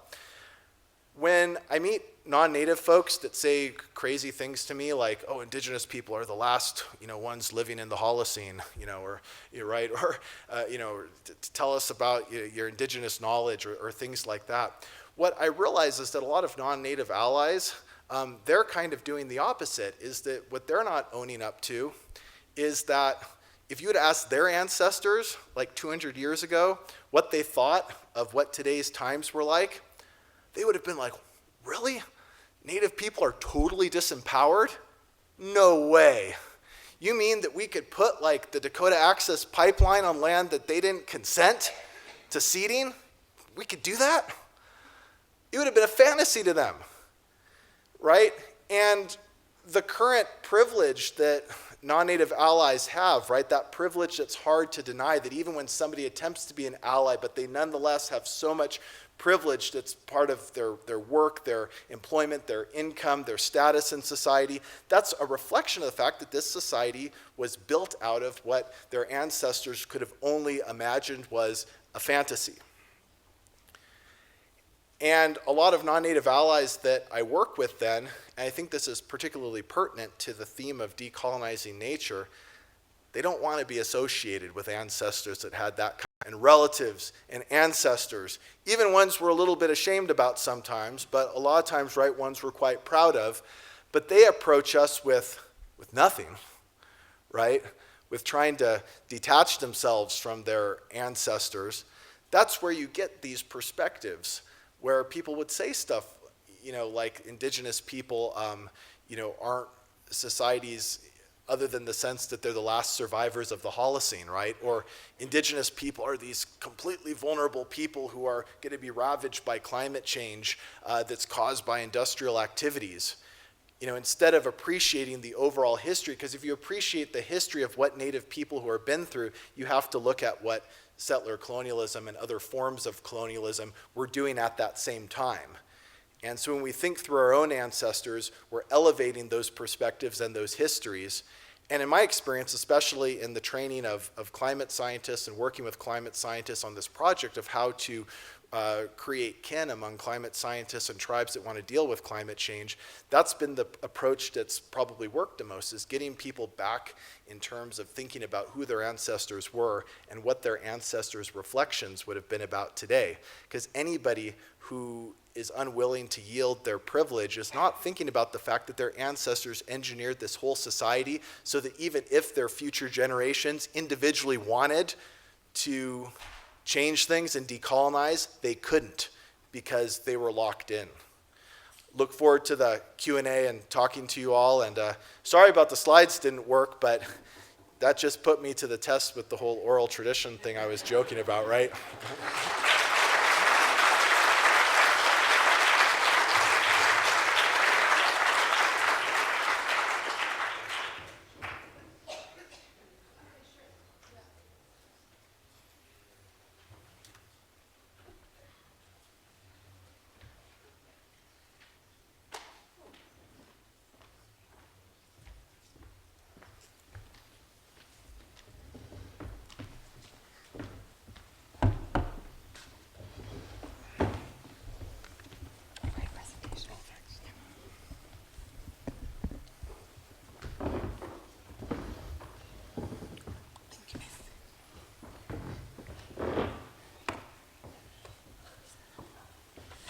So now we're lucky to have an opportunity to ask questions of these three, after three really fascinating presentations. So the way that we'll organize the Q&A session is that we have a microphone down to the right. So if you are interested in asking a question, please make your way over there. As you're formulating your question in your mind, consider that there are probably other people who also have questions that they feel attached to and interested in having a chance to ask these speakers, so strive to be brief. Thanks. Thank you. I appreciate it. I'm after you thirsty. So maybe what I'll do is I'll offer just one potential entry point into a possible discussion, and the panelists can choose to respond to that, or they can choose to ask each other questions as these different presentations sort of come together in interesting ways, and also perhaps offer different and conflicting perspectives on pathways forward, and I think we should think of these as productive tensions for conversation. So the one thing that I was really struck by on the three presentations was how each was invested in this question of expertise and knowledge and perhaps storytelling, and each in their own way was suggesting that decolonizing knowledge is very important for this project of addressing the ecological challenges that we're facing at this moment. So, Kyla, thought your presentation was a wonderful reflection on bringing forward new ways of thinking about concrete strategies around science fiction, about counterfactuals, about thinking how we can bring old forms and reworked forms of indigenous expertise to the problem of climate change. And I was curious about this proposition you have about the relationship between land and knowledge and ecologically specific knowledge, and then this process through which ecologically or land-based knowledge that arises out of a specific set of circumstances then becomes useful to larger struggles for social transformation. And Sophia, I was very interested in your stories of the challenges in alliances with environmentalists and the processes through which some claim expertise and the knowledge of communities of color are marginalized. And you told a story in which there's a sort of loss of the of standing of activists of color in the environmental justice movement. So I was wondering if you could reflect on what you see as pathways forward for stronger alliances within the environmental justice movement, and this question, William, around design and proposing sort of new ways of thinking about economies, and economies that are circular and rather instead of linear, and what is the role of the architect and the architect's expertise in these processes, and are there ways to democratize participation in this particular model? So maybe we could start with you. Okay. Well, I have one question for you. Did you bring me this water? Because I'm looking a little bit dry. No. Okay. I was worried I'm going to have like that skeleton when I open my mouth. Okay. You're doing great. I was Okay. just passing an idea around the table. So in the counter, a lot of non-native people still don't understand why we get pissed when people talk about indigenous knowledge, primarily because of the value of the information it provides. And they do all sorts of things where they say, oh, I know that it's cultural and social and other things. And we're still kind of upset about that, because what they're not getting is that if you were thinking about it from our ancestors' perspective, if you're engaging in a kind of counterfactual reasoning, what you actually see is that a knowledge system is built on particularly thick types of relationships. You need your own credible authorities. You need committees and groups and ways of sharing knowledge and storing it, and ones that you can trust, ones that you can rely on, right? You also need, as we found by looking at a lot of indigenous knowledge systems, you need a whole bunch of land. Right? You can't have knowledge without just a whole bunch of land and water. And so when people refer to it as information, even if they clarify that, oh, it's social and cultural, they still aren't getting at the primary issue for us, which is if you truly care about indigenous knowledge, then you will give us the room to rebuild those relationships and find enough land to actually have our own trustworthy and credible knowledge systems.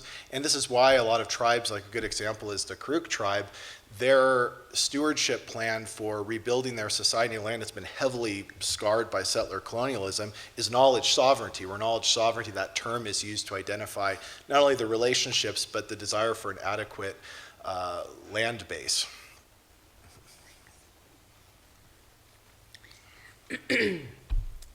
Okay. I think in terms of, the expertise and the knowledge of communities, I think that, all right, sorry about that. I think, again, just in relating to part of that question, I think the presentation that you gave, Kyle, really represents some of what I was saying. Now, in terms of the neoliberal agenda, I do have some ideas of what we could do, you know what I'm saying? I think that national environmental organizations should stop opening offices in Santa Fe and give some of our environmental justice organizations here the money that they are using up to do that, okay? Don't bring in people of color from outside the country and outside the state to New Mexico, because we know who they are, you know what I'm saying? And so we need to be a little bit more progressive in the way that we work with people, okay? When it comes to another idea, we don't need white people to be doing racism workshops in our communities, okay? The problem is in the white community. And you need to be in your community dealing with those issues, not in our community, because all you do then is continue that colonial idea of like, oh, well, we can't do that, right? You basically keep people marginalized, whether they have agency or not, because we have a lot of agency, but when you consider negative and bitter and all this stuff, well, nobody's gonna call you to the table, right? So, and again, we have to look at those things. I'm not the diplomat or the politician in the Los Jardines Institute. Richard Moore, the co-director, is that. I'm more, you know, we used to have a saying, okay, we're gonna do fundraising, send Richard. If you wanna do fund losing, send Sophia. So you know, that's just a reality, right? So I think we really need to deconstruct a lot of our stuff. The whiteness area, I really think that really needs to be looked at, because what I see in New Mexico and a lot of places is the whole narrative on whiteness continues to basically destabilize racism training, right? You all remember the brown eyes, blue eyes test? Remember that? Used all over in racism training. That woman is not a person of color. She's making hundreds of thousands of dollars, probably a month, doing this work with corporations, okay? So we do not need the colonized cannot be liberated by the colonizer. I think that was Frantz Fanon. Wasn't it Frantz Fanon that said that? And I think what we really need to look at that. Our neoliberal brothers and sisters are allies. We love you as allies, but you need to be here working alongside us. Again, I don't want to repeat all that stuff, but there has to be different ways of working, because the monetary resources are not, as Kyle has said, in our communities. When you're ready and willing to open up to our knowledge and our perspective and even our time frame, right? Sometimes it takes us 2 or 3 days to send the email. Don't worry, you'll get it. You know? You know, some of the best fiestas are the fiestas and the, feast days in the Pueblo, and they all come together, right? So again, that's kind of, you know, just deconstruct everything. Just deconstruct everything and be an ally. You don't have to be a leader in our communities. Just be an ally and be humble. I think that for me, what's been interesting for me here today is reflecting on things in my own life. For example, when I was in architecture school, I had a compulsion to go to Ireland and work and build there. That's where my ancestors are from. And Ireland was colonized by the British in 1177. And if you were Irish, basically, you weren't allowed to own anything. A Protestant could take something from you because you weren't allowed to own anything. So for hundreds of years, there was this relationship, and Britain's first colony. And so, you know, as I reflect back on that, and then I'm reflecting on things that I do today, I often and regularly visit the salmon, the North Atlantic salmon. And we've spent years and years trying to take away the nets in the seas where the salmon were discovered feeding in 1969. And because they're so easy to catch, because they all know how to go home. They know to go where they were born. And so in our culture, they were the most sacred creature, or one of the most sacred creatures, because they knew how to get home. They knew how to go out, and they knew how to come back. And they brought back immense gifts because they brought all the nutrition of the ocean into the land. to the people. And if you just look at the relationship to salmon in North America, it's the same thing. So I think these are, I remember Oren Lyons from the Onondaga tribe, when we went to the Earth Summit, I went as the architect representative for the Earth Summit, and he went as the indigenous person's representative from the United States, basically, for the UN. Okay. And it was like, it was strange for both of us. We felt so otherworldly in a sense, because Oren would say, who's not indigenous? We're all indigenous people, if we think of the planet. And then it divests to the local. And so I think you're right, it all comes down to the local. And that's really the celebration, is here, who, how, why, what.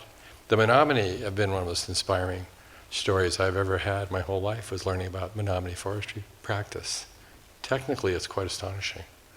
And as well as just this incredible reverence for the place and the species that are maintained. Even the trees are actually maintained through this whole process. Quite astonishing.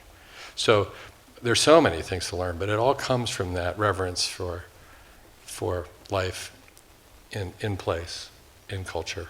And so as an architect, I think my job is simply, I'm just a tool for co-creation in local places. To the extent that I can bring any value, that's really where it comes from. My work in the Netherlands now is working with a culture that built polders.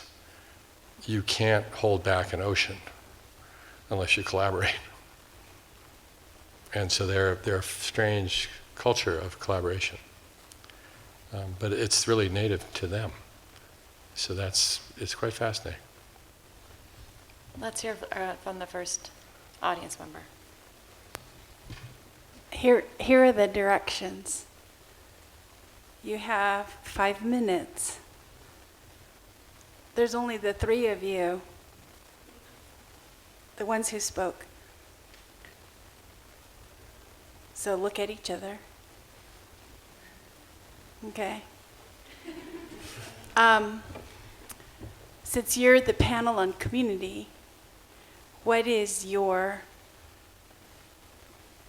idea that you can relate to us as a group of 3, like a team? Like, give us a motto. What is your motto? And the 3 of you collaborate.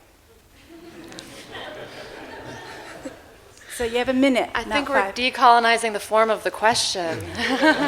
No, just, no, what I mean, is your motto for, it's because you're the panel on community, I come from community. You know, like, it's not like we're given marching orders, because that's so colonial, but our matriarchs will tell us what to do, okay? So that's how I live. My grandmas, my great-grandmas, they say, okay, you're gonna do this. So I have to find the energy, resources, whatever, but don't use resources. What was it you said? Relations. Yeah. I have to find all of the relations to make this happen. So there's just 3 of you. I just want a motto from you guys. Because that, for me, will show me that, yes, even though you're you're somewhat diverse, but like this young man who put all of us together here, he's like a drone. He's like, vroom, and he put us all together. The gentleman who, Subankar. yeah. Okay, so do panelists have a response 30 to seconds the- now. I think we're like supposed to deliberate. Like, We can we're supposed to like come back and.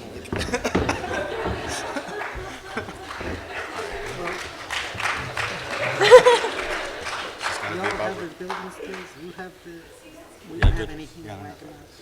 You know what I think is the one thing that holds us all together? Is the children. This is about the children.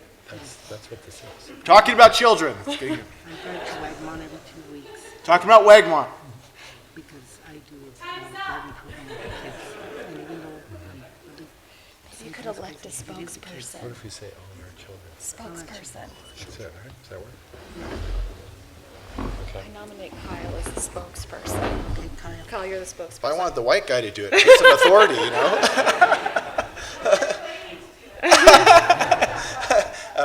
All our relationships to our children.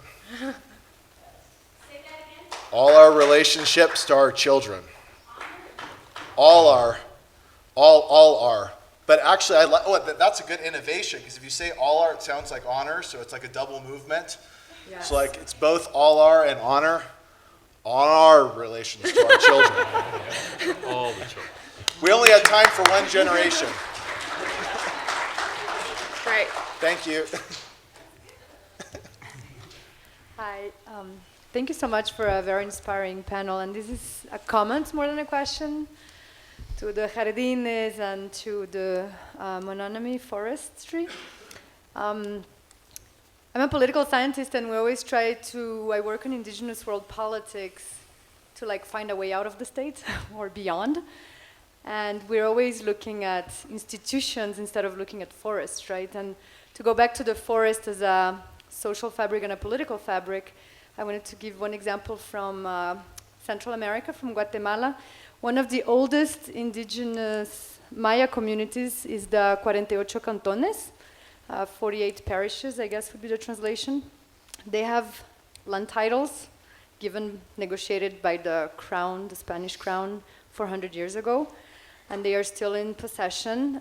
Together with the paper title, they have huipiles, like fabric that is weaved with the maps of the territory. And the territory has been encroached a lot, but what holds the political 48 cantones together is the forest, the communal forest. So the big deal there is that there is no recognition of indigenous reservations or whatever it is in the US. Right there, it's the communal land versus private property. And the only non-state lands that are a different functioning are this communal land, which were recognized by the crown in the colonial times and have been erased progressively by the state, the various stages of states, and I'll talk about it on Saturday. But there's still some, right? And these communal territories, which are sovereignties in a way, they function and they organize themselves through the management of the forest. And it makes me think of the Amazon, which everybody's trying to save, and the Yasuni Tete presentation was along those lines. We're all trying to save nature or species, while in fact what is at stake is also a political system, and we fail often, or if not all the time, to see the Amazon as a political fabric that can permit other social relations. So I just wanted to make those comments. Thank you so much for a very inspiring panel. Maybe we'll take another question and then we'll let panelists respond. Hi. So all of you come from different lineages and lines of experience. And one of the things I was thinking about as a human being, as an intersectional person, since my family is from Colombia and Guyana, and I grew up in New York, and I'm a product of a lot of intermarriage, a lot of different lines. And so I guess, and you know, coming as someone who's mestizo and who's Muisca, I totally understand the importance of dominant society, settler, colonial paradigms, and the people who uphold them consciously and unconsciously, how important it is to understand the period of conquest in a real way. But what I struggle with is, in my experience, I see that everyone who, let's say, not from the Americas, not from an untouched place, they were colonized, not just Ireland, but for thousands of years. It was a tradition, you know, coming out of Mesopotamia and all of the lines that they call Western civilization. And so, to me, colonization is disconnection. You know, you're no longer connected to your relatives, you're no longer connected to your right, to your relationship to place, to each other. We're taught to fear each other, we're taught to distrust each other. Systems do not work for us, and we don't really understand why we're here other than to consume. And so, here we are in this incredibly urgent time. And for me, you know, like I look at water a lot. as an artist and for many, many reasons. And so how can something as ubiquitous and as important as water help us come from these different lines of experience to understand, you know, there's no fail-safe if we don't address this. You know, how can we find the ways to come together, not just to accept our histories and maybe times where we ignored each other or dismissed each other, but to come to a place of like, okay, regardless, we're going to learn about each other, but we all love this and we all need this. So I don't know exactly how you want to move with that, but Thank you. thank you. Yeah. So maybe we can start, Sophia, and you can respond as you best see fit. Well, I don't know. I guess as an organizer, we always, and then when you bring up issues of racism, that's not easy because we also have to recognize that, yes, we are all people of the earth. You know what I'm saying? We all were indigenous people at one point. But, you know, reality is what it is. So, you know, in organizing, we just basically, you know, here we are. We have our friends, we have allies, and there's just evil people. I mean, I'm sorry, it's light and day, the yin and the yang, and we have to kind of reflect and reconcile that, you know, with ourselves, because I don't know who wants to look for the good in Donald Trump. There probably is some good in him. He's, you know, had some kids that, you know, are good, you know. But, so I think it's just a contradiction. Our lives are contradictions, and I think that, you know, and I know for myself, it's a struggle. You know what I'm saying? Because I do recognize that I'm an angry person. You know what I'm saying? And that doesn't mean I'm not a very loving person. Because I'll tell you one thing, if I see you as an ally and that you're going to be here working along with me, I'll be there with you till the bitter end. I don't care what color you are.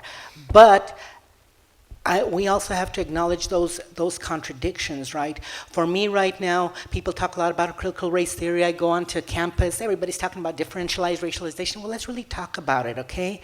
Because I consider myself not an old school activist, I'm more like the bridge.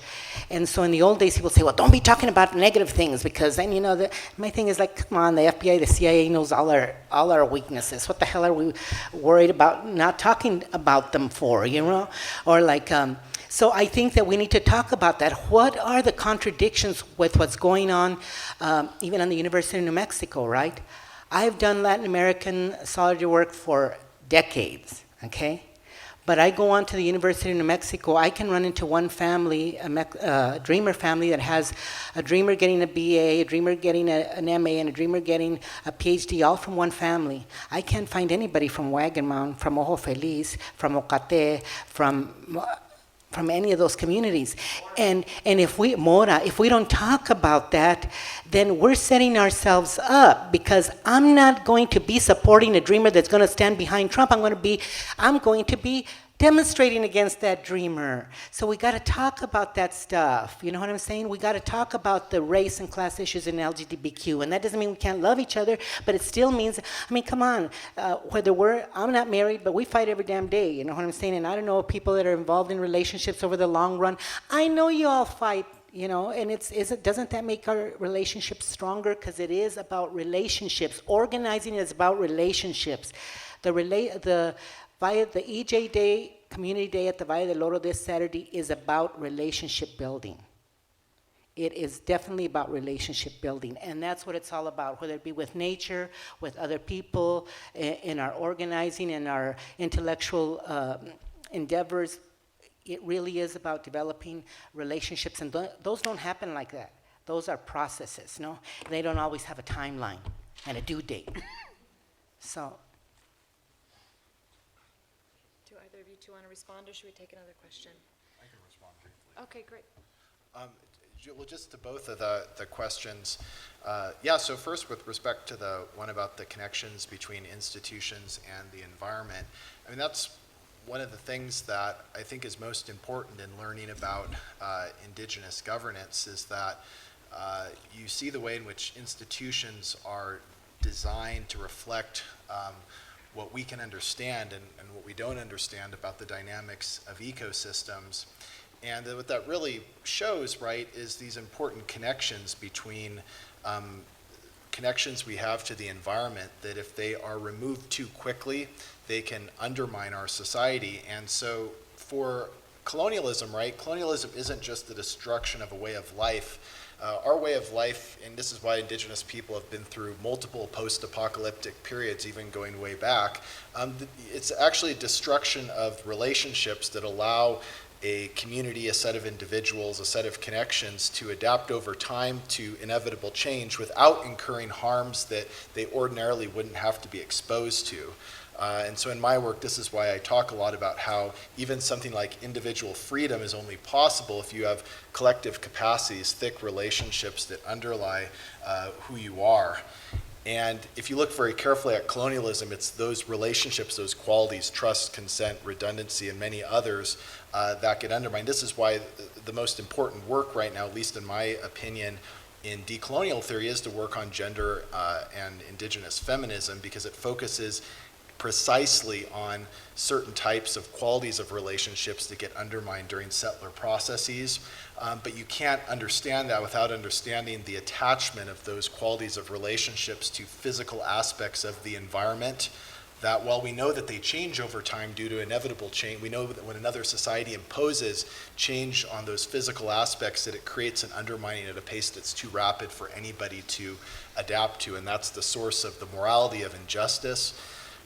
Regarding the second question, and I'm not, so one of the concepts I thought that came out of what the question asker was asking about was urgency, and I'm not actually criticizing the question and saying this, though I know it's going to sound like it, but I'm not, I'm just honing on a question. So in my experience running a lot of different dialogues, what I found is that if somebody comes into a dialogue looking at the environmental crisis as urgent, that already is kind of getting into what I'm talking about as a denial of ancestral fantasies, because for an indigenous group to call the current crisis, or the current crisis, a urgent crisis suggests that we haven't repeatedly been through these apocalyptic events, like repeatedly, and that this is another one, that we're in kind of a post-apocalyptic mode. I know I talked about dystopia in my talk, but I also talk about post-apocalyptic science fiction.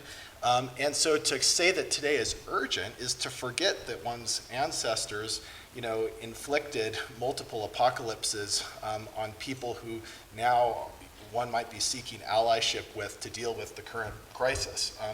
And so again, I wasn't saying that the question itself was sort of assuming that, but I just, due to what the question was asking, that concept of urgency kind of stuck out to me. Great. Let's take one more question. We're a little bit over. Is that okay if we move to the question, or do you? Okay. So we'll take one more question and then wrap up a little bit late, but not too late. Thank you all. I appreciate everything you said, and your insights and your anger and the energy. And the first question that I want to just tip over to all of you is, Will, when I read your Cradle to Cradle a couple of years ago, and I was just learning about a Dutch invention of a plastic machine that'll help you recycle plastic, and they're putting all the blueprints on the internet, and you can build this plastic machine and take all your garbage and make plates and whatever. And the role of the internet, Kyle, I did get your letter and I haven't signed it. I will sign it. And, What? No, how are you doing? No, hey, what's up? no. But just that, and that idea of community, of cyber community, the fact that, I can go home now and look up Las Jardines, what's what you're doing, Sophia, and I can, connect. I actually have emailed Kyle before, and asking, do you want to collaborate on stuff, and the power of the internet to connect us in ways that are unprecedented, and just how do you guys see the role of the internet in the work that you're doing? That's all. So thank you.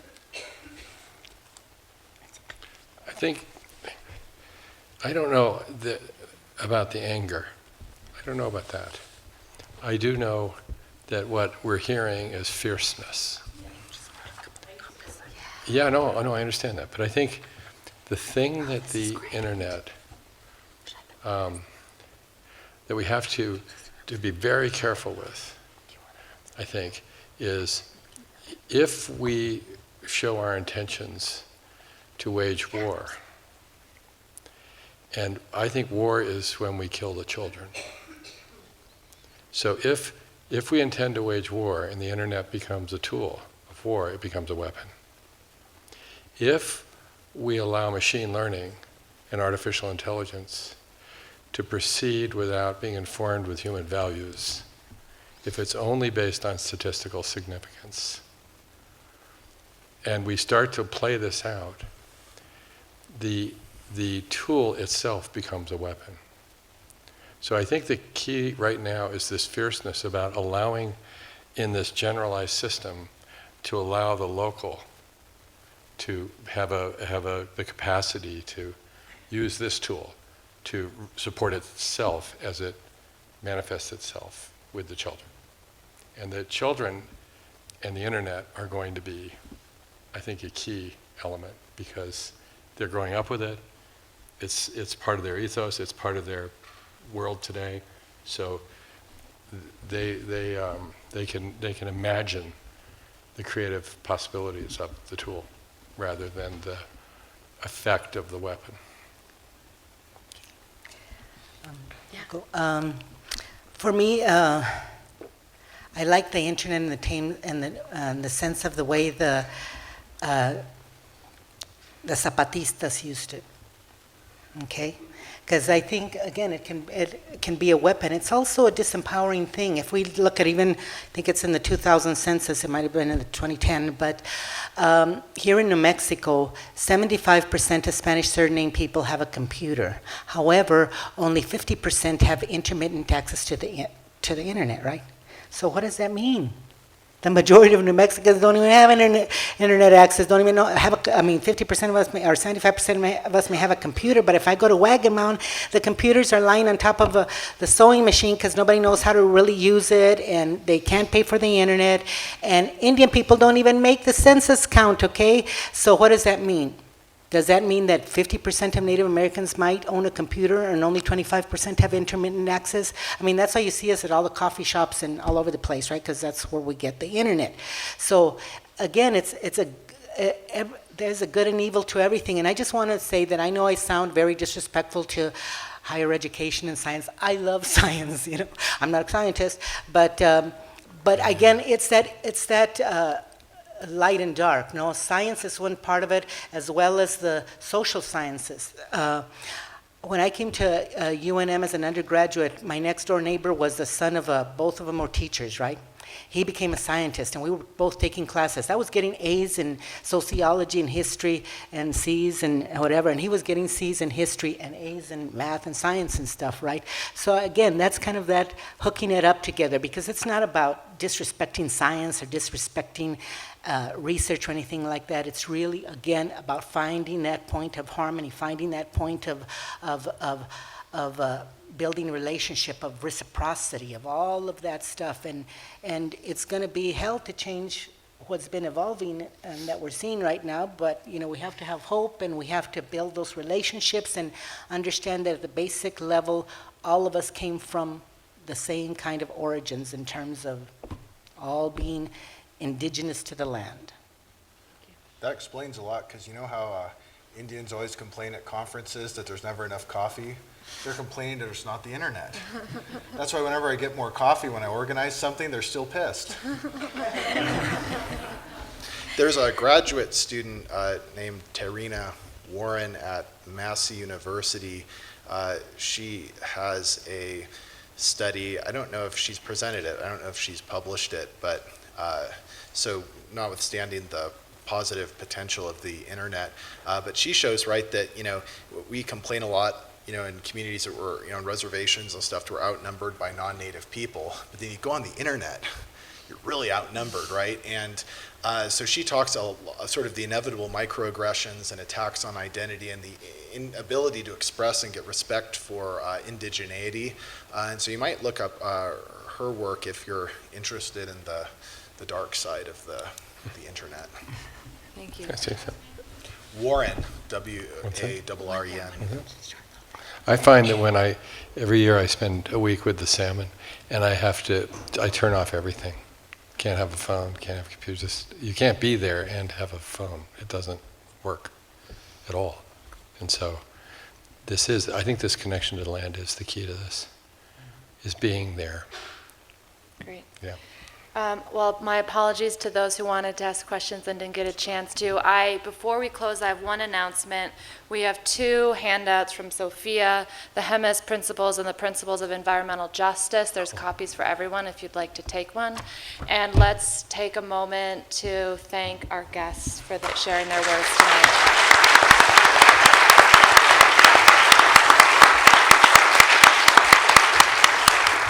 See you tomorrow.